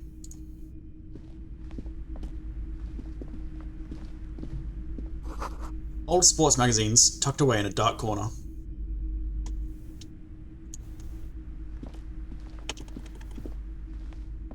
The display rack is brimming with worn paperbacks featuring an extremely muscular, sword-wielding barbarian on the cover. Nearly all the titles contain the word Hyundai somewhere. This is entirely, completely you. You have found the right books. Look through the display of books. Rows and rows of Hyundai men blur your vision. You make out some titles. Man from Hyundai and the Mammoth Riders. Man from Hyundai, Return to Hyundai. And the Solipsistic, Man from Hyundai and the Hyundai Man. Good God, how many are there? Maybe 100. Man from Hyundai and the Sages at the End of the World. Man from Hyundai and the False God. Man from Hyundai and the Scorched Earth. Man from Hyundai, the Hyundai Colonies. Man from Hyundai and the Swamp Beast. Man from Hyundai and the Snow Crabs. Those snow crabs are worse than they sound. Is that all? Not even close. Man from Hyundai in hell. Man from Hyundai and the Forest of Slaves. Man from Hyundai under the lake. Man from Heimdall, Heimdall burning. There's even The Trial of Death, a pastoral combat game book set in the world of Heimdall, and so much more. Do any of the books call out to me? A twinge at the back of your head makes you flinch. Your eye starts twitching. Ow! Your hand reaches toward a book with glossy cover art of the very muscular man from Heimdall in chains, kneeling in front of a staircase leading to a throne. A woman sits on the throne, leering at the man. Between the throne and the Heimdall man lies a bonfire, casting shadows on the wall. The shadow of the woman's headdress looks like a pair of devil horns. The title reads, Man from Heimdall and the Devil Woman. Interesting. The display rack before you is burdened under piles of Man from Heimdall novels. Storky, tell me about the Muscle Man books. Oh, Man from Heimdall. A very popular series of adventure novels. They're awfully immoral and violent books. She looks at the book with some disdain. Why are they so popular? Blood and violence, scantily clad women, epic narratives, all those mystical things he encounters. They're bound to grab those with little imagination and nothing to do. Sounds good. Which one should I start with? What does it matter? They're all the same. However, the customer is always right, they say. If you're a novice of the series, I'd recommend Heimdall, the man from Heimdall. It's supposed to be a good introduction to the series. Alright, 9 royale each. A small mountain of colorful board game boxes. There are numerous types of games for all ages. A lot of shelf space seems to be taken up by Wirral-related merchandise. Plaisance, what kind of board games you got? You got... Totally blanked on every board game. I was about to make a reference and it just didn't get anything. Betrayal at House on the Hill? The Trading Sheep one? Catan? Wonderful board games, sir. The Viticulturist is a classic Monopoly? for sure. Or perhaps you'd like Archipelagos of Insulinda, a very educational game for those interested in geography. Raubritter is a fun game of economic competition, but can get quite intense after a while. We have games for the whole family. You can play with your children. I don't think I have any kids. Friends are technically like family. For playing with friends, I'd recommend Suzerainty. It's a civilization building game where you build a civilization, then set off to brutally colonize and repress other civilizations. It'll cost 12 real. That's too many royale. Galaxy Brain activated. We should do a betrayal stream at some point. That could be cool. How? Like, set up a camera over a table or get an online version? Oh, there's Tabletop Simulator. I got that. What's these royale things? Lousy auras there. No, role-playing games are popular among those types. You know, who are into those kind of things. Personally, I don't like it. Not at all. I've heard they turn people into occult enthusiasts. That they have rituals where they try to summon entities. Highly immoral stuff. You can still buy them, though. You worried about the curse and you're gonna sell the demonology? The occultism game? An endless variety D&D? of source books, Demons and books, devils? and codices litter the table. The topmost book is titled Welkin Compendium, 2nd edition. There's also a large hardbound tome with intricate cover art, The Hunters of Katawak, Boreal Creature Compendium, and a Pick Your Path adventure game book titled Tales of Wirral, Cavern of Velkrag. Anything that really catches my eye? There's a box that says Wirral, 3rd edition Mega Setting Supplements Module. The side panel notes, a fantastique adventure board game, new maps and miniatures. A sticker on it displays 25 real. You're an ideas demigirl. I don't know how to make this shit work. Fair enough. Yeah, I reckon Tabletop Simulator would get us through it. Nonsense for a It's a pretty good simulator. There's a lot of books in here, and I don't really care. National Representative of Arda the fucking planet Lord of the Rings is set on?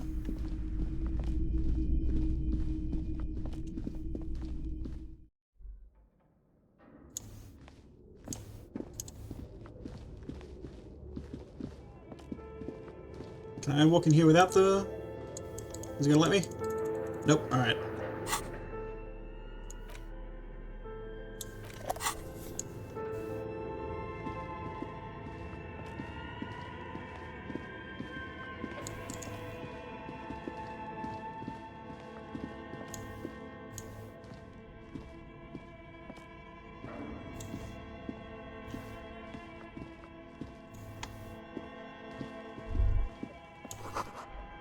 Floorboards creak. Shoes in a puddle of melting snow.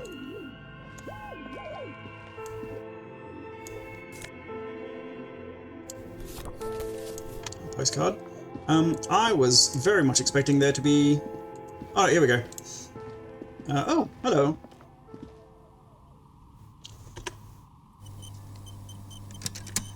I thought I heard multiple voices up here earlier. Hello, I'm Nia. Hi, Nia. A bird-like woman sits on a throne of tools, with emerald light shining through her hair. Did you try knocking on my window? I must have missed you. I've been listening to my Milius. She taps on her headphones. So what kind of die are you looking for? What's a milieu? Yes, a milieu is like a call-in station. You need a two-way radio to access one. That's why I have these. She pats the headphones on the table. Mostly, they just teach you to swear in different languages. But some of the stations can be quite interesting. I was so absorbed, I must have missed you knocking. You must have me confused with someone else. I haven't knocked on your window. Then how did you get inside? By the south entrance? You know what? It doesn't even matter. What matters is that you're finally here. Let's talk dice. Did you have something specific in mind? Why are you asking me about dice? I'm a novelty dice maker. Tell me the name of your role-playing system and I'll make the die you need. That's why you're here, yes? As she speaks, her bone-like fingers fiddle with a ring. Her bones light, but her hands strong. No, I was looking for something else. Answers. Answers? How strange. These days people only come to me for dice and role-playing games. I'm not sure how helpful I'll be, but go ahead and ask. What do you know about the man who was lynched behind the whirling in rags? Nothing really. I didn't know him. Seriously? You've got a great view of the courtyard, and you didn't see or hear anything Sunday night? I'm sorry, detective, but as you know, I usually have my headphones on when I'm working. It shuts out most of the daily ruckus behind my window. What do you mean by the daily ruckus? She means Kuno. Well, there's always something going on in the Whirling's backyard. Kuno's going on. During daytime, there are usually those kids. And lately, I've been seeing a lot of drunk workers hanging about. Must be because of the strike. But I never saw anyone during that fateful Sunday night, I'm afraid. You never took your eyes off the work to look out of the window? I might have, but in this case, all I would have seen is my own reflection staring back from the darkness. It's really hard to make anything out in the yard when it's dark outside. Besides, I rarely get up to look out the window when I'm in the zone. Do you often work Sunday nights? It's an odd profession, making dice for people. But I like it, and I prefer doing this to sitting at home. I see. Thank you for your answers. She nods. Anything else, officer? Where are we, anyway? We're inside the chimney of an old central furnace. It's strange, I know. She looks at the ruddy bricks that make up the walls. Even though they've been repainted, there are still signs of coal-black soot here and there. But when I arrived here, all the other rooms were taken, so I had to build myself a makeshift home. Besides, I don't really have to pay any rent here, so that's a plus. When she arrived here, there was no room anywhere else. She must have known the other businesses. I've heard this place is cursed. Did you know that people call it the Doomed Commercial Area? The DCA for short? I've heard the stories, but I don't think those stories are true. How do you explain what happened to all those companies? It's just capitalism. We only hear about tales of success, so it's often surprising to realize how many ventures actually fail. Capitalism's the enemy. Capitalism's the overarching villain of this story. Plaisance is the one who sent me. She's convinced that the place is swarming with malicious energies. Plaisance, the bookshop lady? I've heard that her business is doing rather well. Have the energies spared her somehow? The curse is just biding its time before it strikes again. Sooner or later, everyone will fail, even her. Or, well, I like it. I don't know why the bookstore hasn't gone bankrupt yet. That's what I'm here to investigate. Oh, right. But it's not just the bookstore that's still up and running. What about the whirling in rags? Hold Some on. people say it's part of the building complex. Sorry, I didn't realize you hadn't finished. Hold on. The Whirling is part of the doomed commercial area. You could say so. Both houses were built at the same time and under the East of the Commerce Central project. Yes, but it's still a separate building. The malicious energies can't reach there. And then there is me.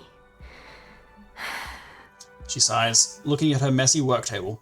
All kinds of tools lie there scattered, from knives to carving files to wire cutters. I've been here for 14 years, selling novelty dice to role-playing enthusiasts. Not exactly a million-real business idea, yet somehow I've survived despite the talk of malicious energies. Strange, isn't it? It's because she's in cahoots with the demons. She's made deals with the demons.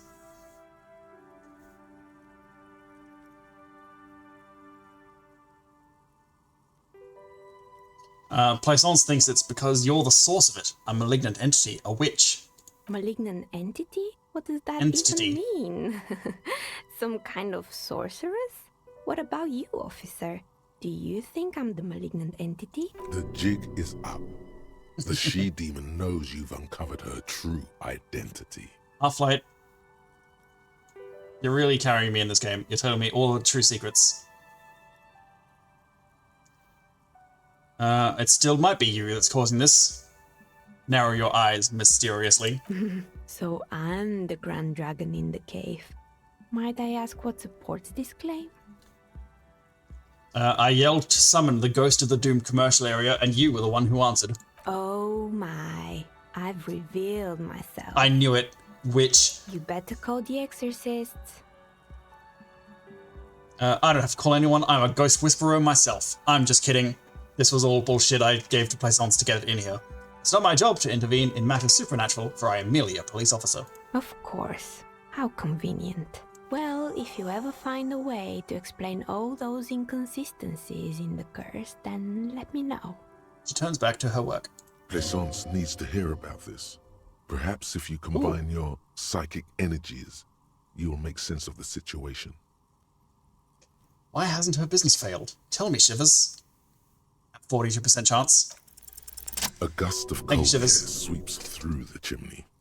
The stones and minerals on the shelves rattle as though agitated. For a moment, it almost feels as though you're outside the building, exposed to the atmosphere. Inia, the curse is real and I figured out why it has spared you. Didn't we already talk about this? She asks as the wind continues to seep in through the cracks in the old chimney. It's because you're not in the same building as the others. This isn't technically the doomed commercial area. What are you talking about? My address is exactly the same. Rue de Saint-Guilain 10. No, the old coal plant that used to be here was subsumed into the new venture. Its ruins swallowed up. Yet it has a different address in the heart of the city. No, this used to be a coal plant. You're in a chimney of another building. This doesn't make any sense. She looks around the makeshift nest that she has carved out for herself, bewildered. Are you saying my business was spared because of a technicality? Where is this coming from? It has a different address in the heart of the city. And what? Does it mean that I'm safe from failure? No one's really ever safe from the failure. She starts laughing, her fingers trying to rub away the exhaustion from her face. What? What's funny? Do you know what this is? She raises her hand to reveal a piece of metal shining on her index finger. Your lucky charm? Some kind of award? It's a mourning ring. I made this when my first company failed. It was a small jewelry shop right here in the East out the Commerce Center. built with the little I inherited from my parents. I drove it into the ground within a year. I didn't have what you would call a viable business plan. See? The curse is real.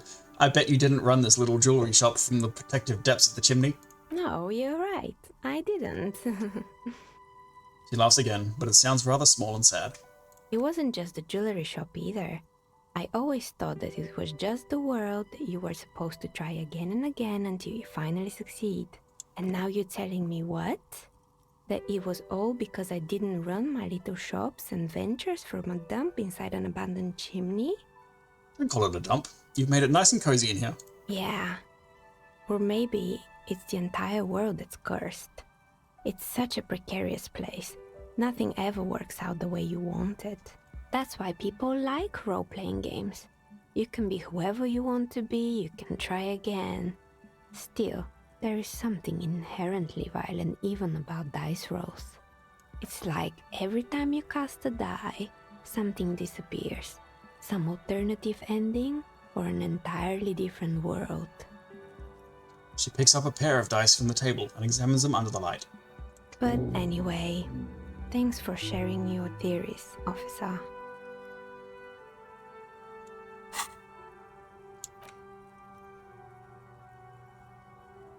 New thought gained, the precarious world. Gail, you gotta try a diceless system. Temporary research bonus, all red checks fail. Seems like the point of this game is victory. The absence of defeat on all fronts. Victory in business ventures and creative undertakings. Victory in love and over other people. Political victory.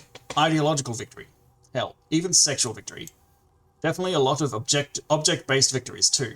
Having things and not losing them. One problem though. Not a lot of victors in sight. Everyone's mostly losing. Why is that? And how do you not lose?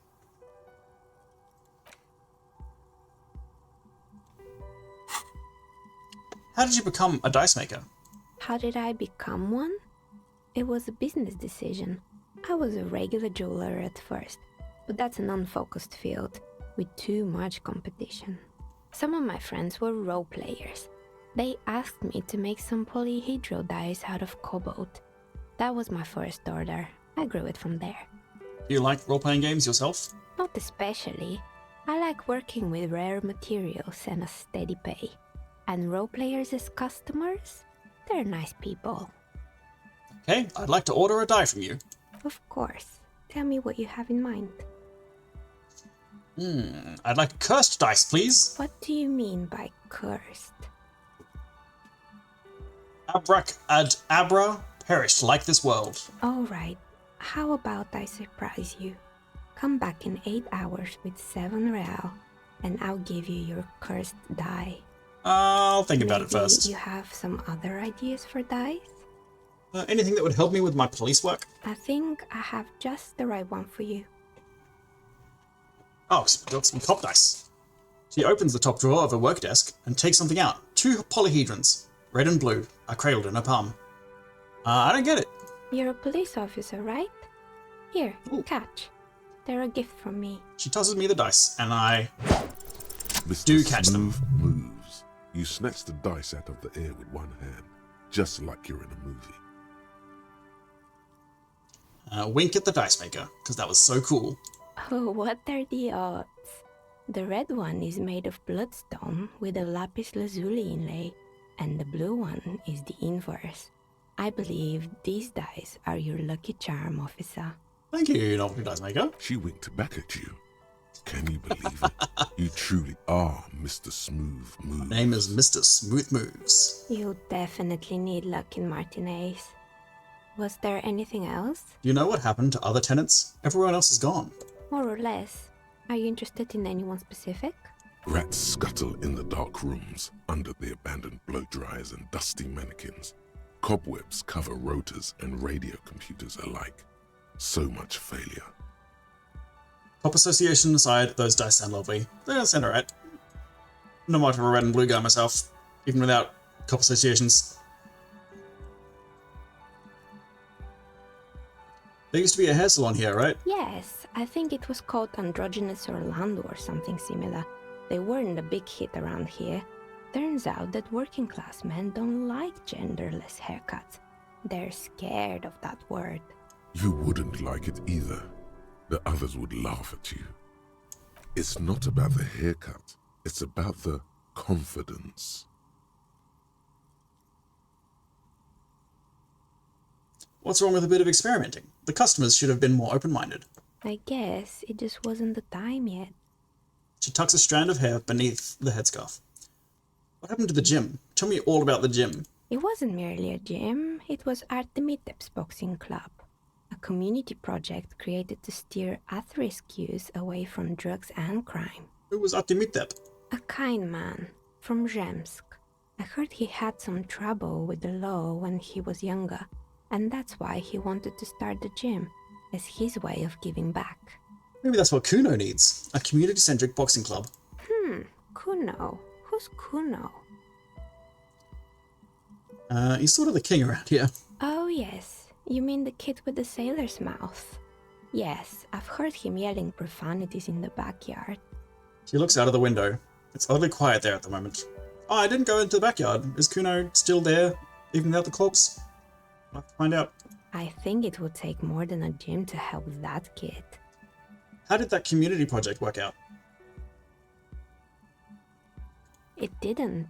If anything, it made the youth situation in Martinez even worse.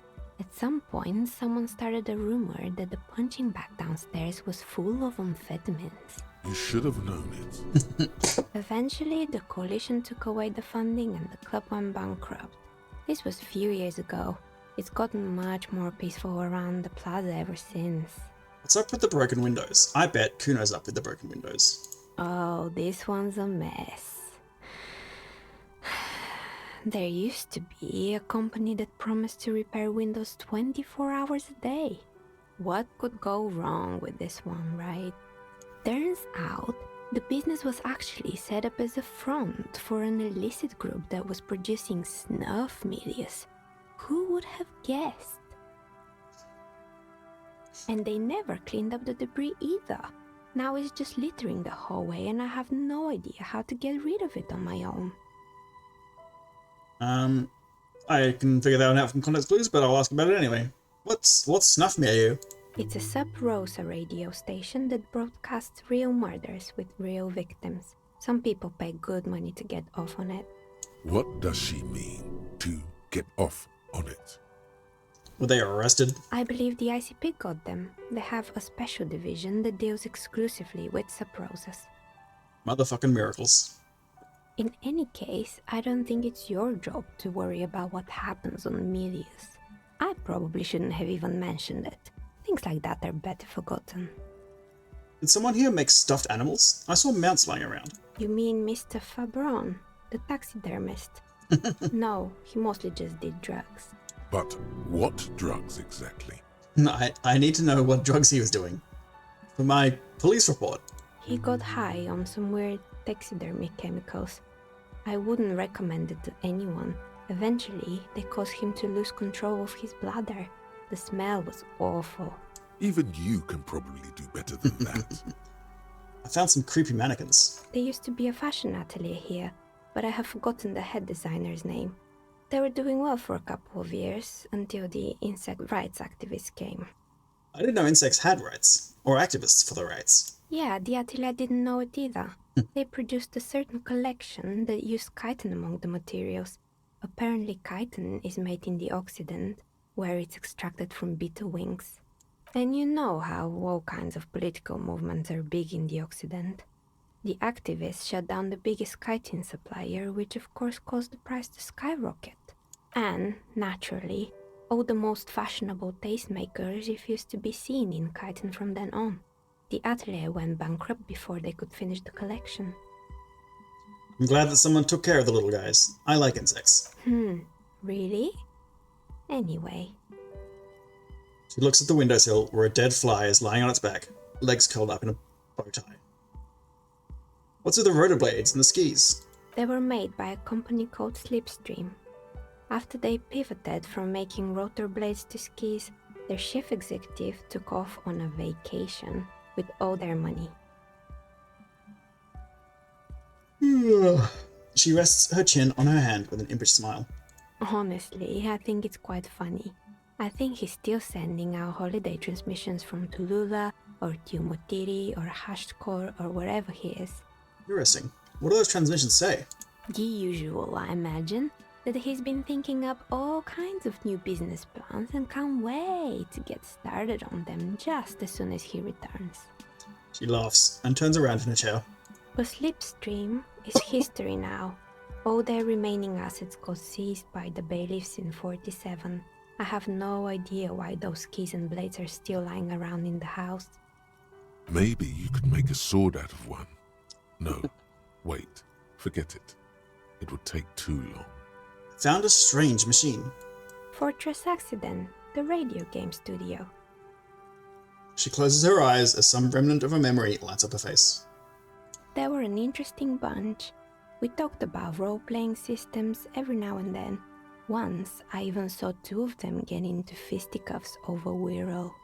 They certainly took their work very seriously, even if they seemed to be chronically liberal with their schedules. Dice Lady, it is Dice Lady. She seems lovely. What do you mean liberal? What happened? The usual. They ran out of money and couldn't get the project done on time. What went wrong? Well, I did hear them talking at times. She looks at the hallway, as if she can still hear them chit-chat behind her curtains on a cigarette break. They seemed to believe they were historical individuals on some grand quest. From what I've seen so far, the project did look quite impressive. Yes, but when the money started to run out, they just began to complain a lot about capitalism. You know, how the markets are rigged to keep out new businesses and so on. In the end, they just didn't get it done. They didn't have enough willpower to produce something truly historic, and to show up to work on time. Showing up to work on time is hard. No, so scratch true. that. Showing up to work at all is difficult, especially if you've been drinking. Showing up to work on time is hard. And so is producing something extraordinary. Her eyes wander to the shelves full of die prototypes and discarded models. Anything else? There was a terrifying taxidermied bear in the cellar, with a fridge in it. Oh boy, the fabled Revachol ICT. You're in for a treat here. She smiles and leans closer, hands on her knees, like a stand-up comedian ready to tell a story. The place was owned by two guys who had some rather innovative ideas about marketing. The bear was one of them. Now ask me about their other ideas. What about their other ideas? There was really just one. And it involved picking out the prettiest girls in the neighborhood and paying them 20 cents per hour to man the booth. That's not enough cents per hour. And by man the booth, I mean slump behind the counter with a face that could maim you if you ever dared to disturb their bored magazine browsing. She leans back, disapproving. Fritter does the same thing.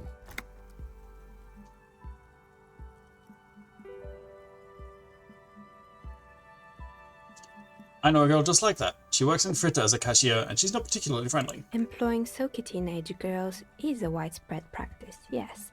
Unfortunately, they always come in packs.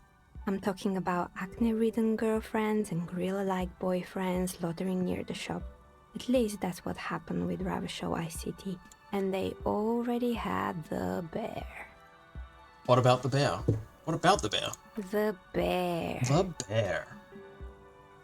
She repeats, pressing thumbs into her temples like trying to suppress a headache.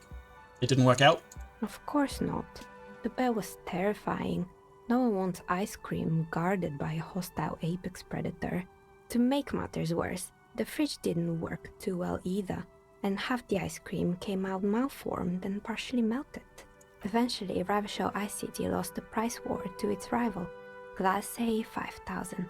Class A 5000 sold caramel sundaes for only 5 cents a piece, out of regular fridges. I'm sure the bear was doing its best. Maybe, because the taxidermist who made that bear definitely wasn't. Doing his best, I mean. Come, is this the same taxidermist that was high on formaldehyde? He said that the bear was his vision beast. Yes. He said he met his vision beast while high on desiccants. Called it Megatherion. Megatherion. Scary, but cool. Megatherion. Megatherion. A mega wild beast. What's a mega wild beast? It's an imaginary beast that guides you through life by telling you to do more drugs, mostly. I've got one of those. His name's Electrochemistry. Maybe this There he wise is. and noble beast can guide you toward those amphetamines you've been craving. I do drugs. I've got a vision beast myself. Do you? Well, good luck keeping it under control. Anyway, now you know the story of the fallen ice cream empire. She seems almost sad finishing the story. Some dust beams swirl in the afternoon air. Her eyes follow it idly. Little sparkling embers under the window. Outside its light. Light scatters from the low-hanging cloud cover. There's always the threat of snow. Anything else? Another failed business, perhaps? I've been here for a long time. I found the building's intercom, but it's not working. Oh, right. I hope you didn't try to ring me. She rubs her forehead. Her scarf has left a faint line on her dusky skin. I think none of those doorbells work, including mine. I'm still in the middle of connecting the wires. Sorry about the confusion. So you're telling me you do have a doorbell there? Which one? The one with an empty name card. It's the last one in the list. As I said, it's quite useless right now. It doesn't work yet. I have more questions about the building. Sure, I'm listening. Actually, I had other questions. Good. I hope it clarified things a bit. Just kidding. What? No, I don't. Thank you very much. Dice-making lady. The candy dispenser has been repurposed to contain thousands of dice. This tray is full of dice. Colourful polyhedral dice. Hundreds of them. Okay. Lovely to talk to you, dice lady.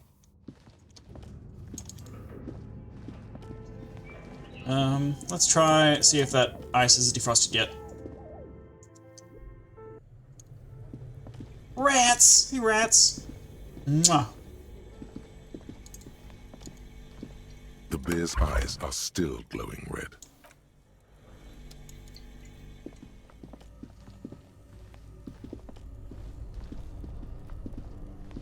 This orange machine is dead still. It has a hand-cranked ice cream churner. You slip your fingers under the frozen lid. No, if you want... Equip the prime... Okay, I'll give it a go. This orange machine Ooh. is dead still. It has Nope. a hand-cranked ice cream churner and an electric freezer. The ice around it slowly melting. Yeah, I think it'll melt like tomorrow and I can come and just get it open easy. New items, postcard, and the dice. Icosahedral dice set Sirens. These two 20-sided dice have the colours of a police alarm. Bloodstone for red and lapis lazuli for blue. If you roll them and squint your eyes, it looks like you're arriving on the scene, and it's raining. Note, look at the map tab in Journal to see which white checks have opened. Oh, interesting. I will. How do you know if it's open? White is open, I guess? Yeah, those on white are available to try now. Okay, I'm gonna try that. Could try talking to Mr. Head. Nope, that's about accepting racism in your life. That's not something I'm gonna do. I can retry the barbell, which I will try and do.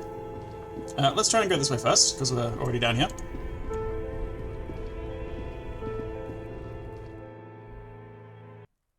Oh, and it's just out here. Easy. Great.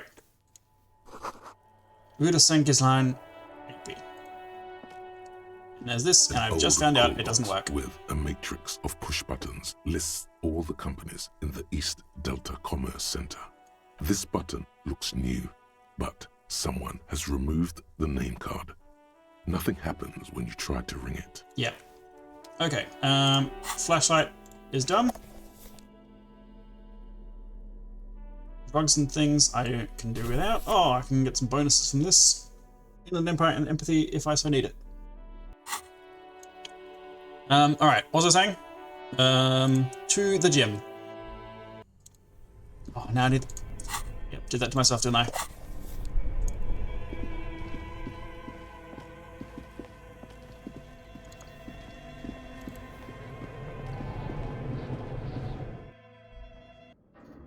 Where was the gym?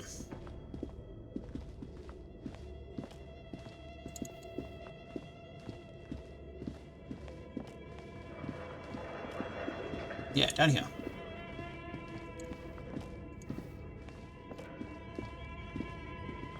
The barbell waits patiently on the floor, like a dog for its master.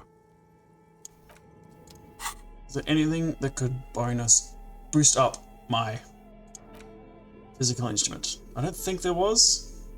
There is. Wife beater. The barbell waits patiently on the floor, like a dog for its master. Although, if I do it without Kim here, Kim won't see me doing it. So maybe I'll leave that. Maybe that's a tomorrow job. Gotta have Kim see me lift the big weights. What else we got? Talk to Kim, backyard wall, and cargo container door. I could also talk to Plaisance about Dice Lady, who I probably should have remembered the name of. I'm sorry, Dice Lady. Bobble said Dice Lady, and now it's the only novelty dice maker. Dice Lady's easier. Plaisance, it's fine. Well, don't keep me waiting now. What's in there? In that dark sarcophagus? The dark sarcophagus. Yes. How was it? Yeah, on the other hand, fuck you, Plaisance. You're charging too much for your books. Nia, yes. Nia is her actual real name. Thank you, lass. It was a charnel house of failed business enterprises, leeching life energy from this bookstore. I knew it. Oh, such horrors that have been thrust upon us. She shakes her head. But what else did you find? Did anything survive? No, of course not. Have you located the entity? I talked to the entity you told me about. Her name is Neha, and she's a novelty dice maker. A novelty dice maker? Well, spit it out. Why does she need the dice? For some kind of sorcery? Sometimes they use the ankle bones of sheep. She's not a sorceress or some malicious entity. She's a businesswoman, just like you. I don't understand. If it's not her, then where is the source of the doom? How did she explain the curse? She looks perplexed. Before you say anything, ask yourself, is the woman really able to withstand the truth? She's squeezing on the pendant too tight. A drop of blood in her palm. Just don't say you don't have any answer yet. The uncertainty is killing her. The source is in the taxidermist's shop. He became involved in arts darker than taxidermy and brought the void spirits down at this place. What have I been told to do? Is she able to withstand the truth? She's squeezing the pendant too tight, a drop of blood in her palm. I can't say I don't have any answer.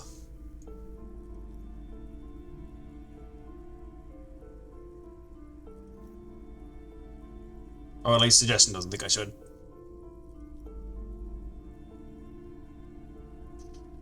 She said it's just capitalism. Bankruptcy is a quirk of our economic system. Wait, what? The entire economic system is cursed? Yep.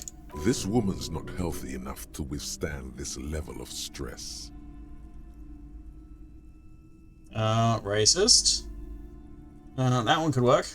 It's true, we live in a precarious world. Nothing ever turns out right. You need to get used to chaos. Nihilism. What I meant was, I found the source of the doom. Forget about the economy. Forget about the economy thing. Don't worry about that. That was me being silly. Only world revolution can help you. We must overthrow capitalism. Another revolution? She looks down at the pendant in her trembling hands. She collects herself. I understand what's going on here. You went in there, rummaged around, and accomplished nothing.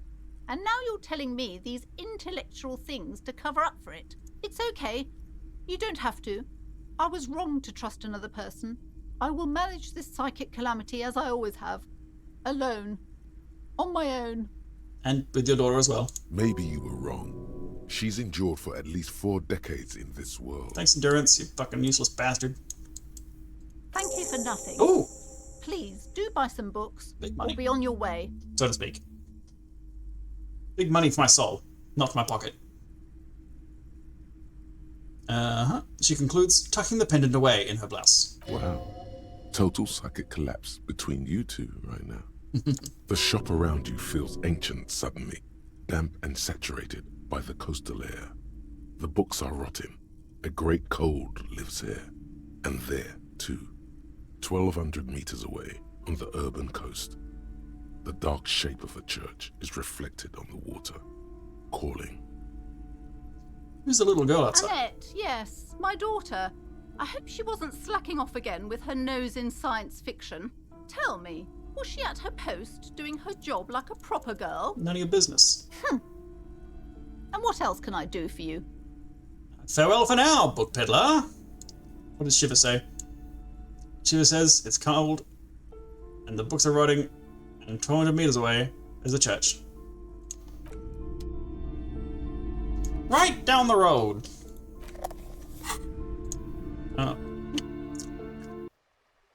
Let's put away the crowbar as well. And just in case I need them, pull out the treats. I haven't talked to you yet. Hello.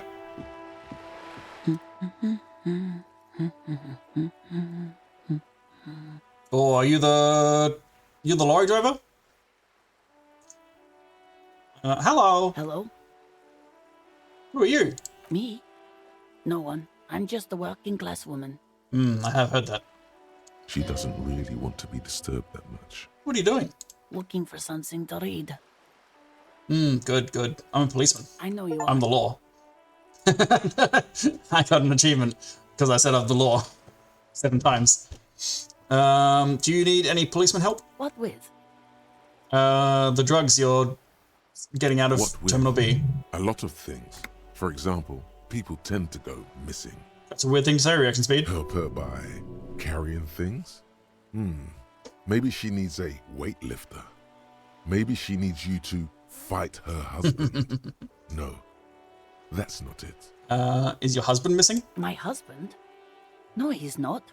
Where is he? I don't know. At home now? Out drinking with his friends? Working? So what I'm hearing is you don't really know where your husband is. Yes, but I don't really need to know where my husband is. Not all the time. Wouldn't you like to? No. I can totally help you find your missing husband. Why are we still talking about this? I haven't lost my husband. Kids are always going missing. Weak, pathetic kids.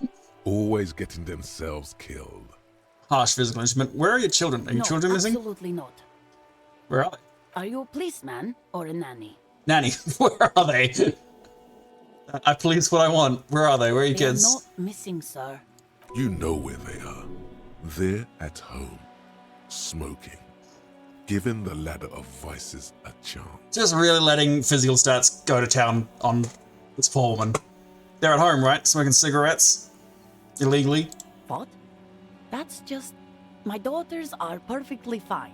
They're with their friends Perfectly down fine. in Shamrock. There's nothing to worry about. They're almost grown up now anyway. They're past the age they need me protecting them from everything now. I'm afraid the danger is now greater than ever. How old are they? My youngest girl, Jolie, is just shy of 16. Jenny, she is turning 18 next month. But we shouldn't even be talking about them. Yeah, we shouldn't, but I don't have an option not to now. And can you describe me their appearance? Any features that stand out? Something to make identifying them a little easier. Why do you need to know this? I don't. Haven't I repeatedly told you that they're not missing? But what if they're missing? They're in Shamrock, safe and well. Shamrock's At pretty some far away. stupid party. Did someone say party? You could use a party. Hunt it down. Oh, electrochemistry, you're saying some things. It's for the investigation. I'm trying to be professional. There is no investigation here. I can tell you that. She picks up a book and tries to concentrate. A flock of seabirds passes by. Maybe your cockatoo is missing. Where's your cockatoo? I don't mean to disrespect, sir, but you are being a bit of a cockatoo here. What do you mean I'm being a cockatoo? Nothing. Go read up on them if you're so interested. Oh. There's a great book in the bookstore. Get his ass. Maybe you should. What if the cockatoo is your astral captain? or your heraldic bird? Cockatoo is my heraldic bird. I need to go learn about cockatoos. Wonderful. The store is open. The woman before you nods and returns to her reading. Little girl, tell me where the books about cockatoos are. Hello again, sir. Didn't work. Nope. Where are the cockatoo books? That's Big Men, that's books, board games, up here. These shelves are overburdened with books from the same series. Books about me? You see the name Dick Mullen. A couple of spook novels hide amidst all the detective books. Thrilling tales of spycraft and daring do. Storekeep, what's all this crime fiction? Oh, crime, robberies, murders, even sexual crimes. We're fortunate to have Dick Mullen and his stories to sort all that out. You're a police officer, apparently. You should buy all of these. They really do teach a person how to be a proper detective. Are they how-to books? Sex crimes did pique your interest, but still, this Dick Mullen person only gets your pleasure centers down. Crime fiction is a disgrace. An asinine misrepresentation of the physical attributes of the arduous everyday work of actual police officers. These books greatly overstate the excitement of police work, glossing over how long it takes to actually follow up on leads and eliminate dead ends. Furthermore, they have no idea how hard it is to simply remove a body from a tree. What's more, they completely ignore the psychological hardships of year after year coming into contact with people during the worst days of their lives. Not a single mention of all the stress this work creates upon the officer's family. Detective fiction just doesn't tell the truth at all. Now, would you like a list of all the books found on the shelf? Yeah, tell me about all the books on the shelf. Shelf of crime novels. You see Dick Mullen on the job. Get Me Mullen. The Stalwart Adventures of Richard P. Mullen. Dick Mullen and the Murder in the Orchard. The Sordid Affair of Dick Mullen. A killing is declared. Dick Mullen in the Murder House. The Final Case of Dick Mullen. An Obvious Lie. Dick Mullen in the Clock Tower. The Ordeals of Dick Mullen. Dauntless Dick. Dick Mullen's Funeral Pyre. The Murder of Dick Mullen. Dick Mullen dies? Oh no. Turns out he faked it to solve a case. Are there any more?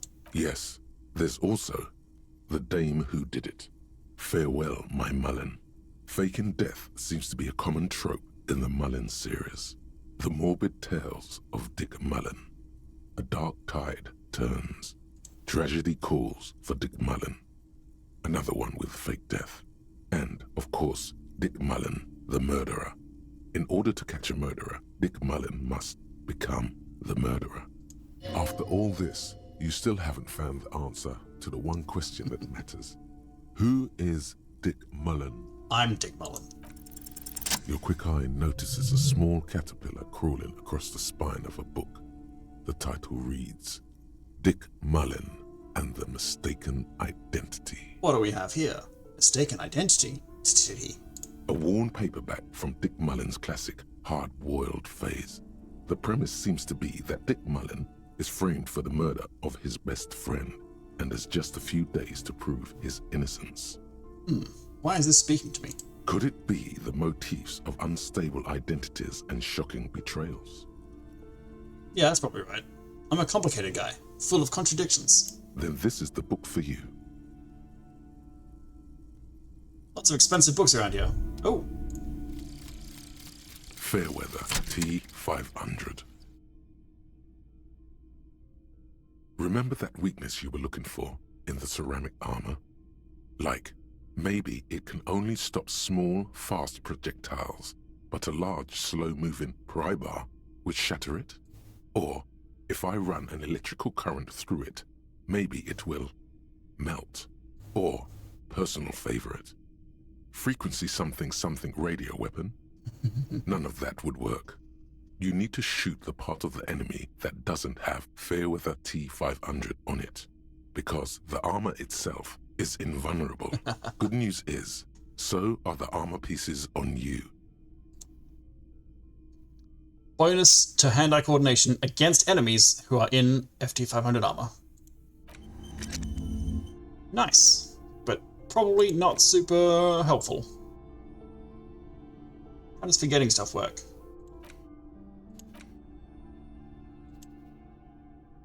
Costs a point and it's lost forever? Probably not a good idea.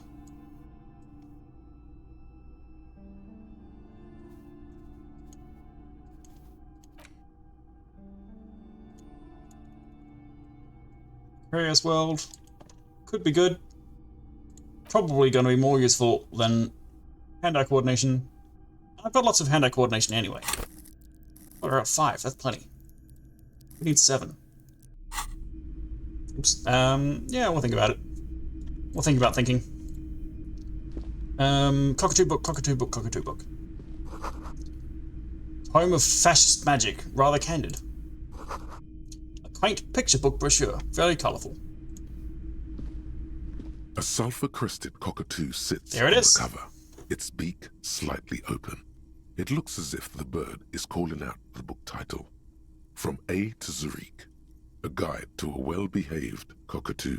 Flip through the pages. Turns out that there are so many different cockatoo species, and they all have behavioral problems. You don't have behavioral problems. That's garbage. You're cool. What about this guide to cockatoos, storekeeper? It's a must-have if you own a cockatoo. I've heard they're quite capricious. Interfacing. I'm going to steal that book, because I can't afford it.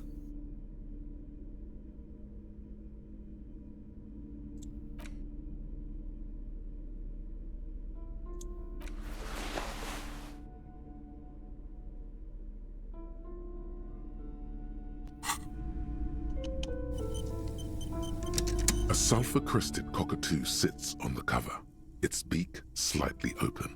It looks as if the bird is calling out the book title, From A to Zurich, a guide to a well-behaved cockatoo. It's only $4. It's one of the least... Oh, dang it. I failed it. You move your hand toward the tome of cockatoos. Before you reach the book, One of the books you're interrupted. least needed to steal. Sir, no touching the merchandise. People like their books pristine, not handled by God knows who. That seems reasonable. Okay. If that's the way you're going to play it. I think failing to steal a book about cockatoos, nope, cockatoos, is the right way to end this stream. I mean, succeeding on stealing the book would have been better, but we are where we are. We live the way we live. We're not manipulating reality to get the results we want. We're just hanging out. That's going to be it for me tonight. It is 11:35 IRLsies and 3 PM in Tuesday for the game. So we'll finish off and come back maybe before next week, because this is a cool game and I don't want to forget everything I learned before I play again. But also, we're going away, so that's not actually going to happen. I'll see you next Wednesday. You guys want to raid somebody? I want to raid somebody. Let's go raiding. Let's get a raid party together and defeat the boss.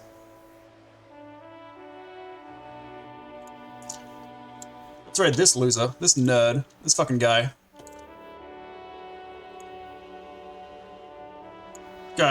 Some kind of cult leader? Untrustworthy, if you tell me. Yeah, so we're gonna go throw you at my brother. Enjoy. Bubble will see you tomorrow, or rather you'll see her. Have a good night. Bye. That didn't work. Too much of the URL. I just need this bit. Let's try it again. Go. Hey, here we go.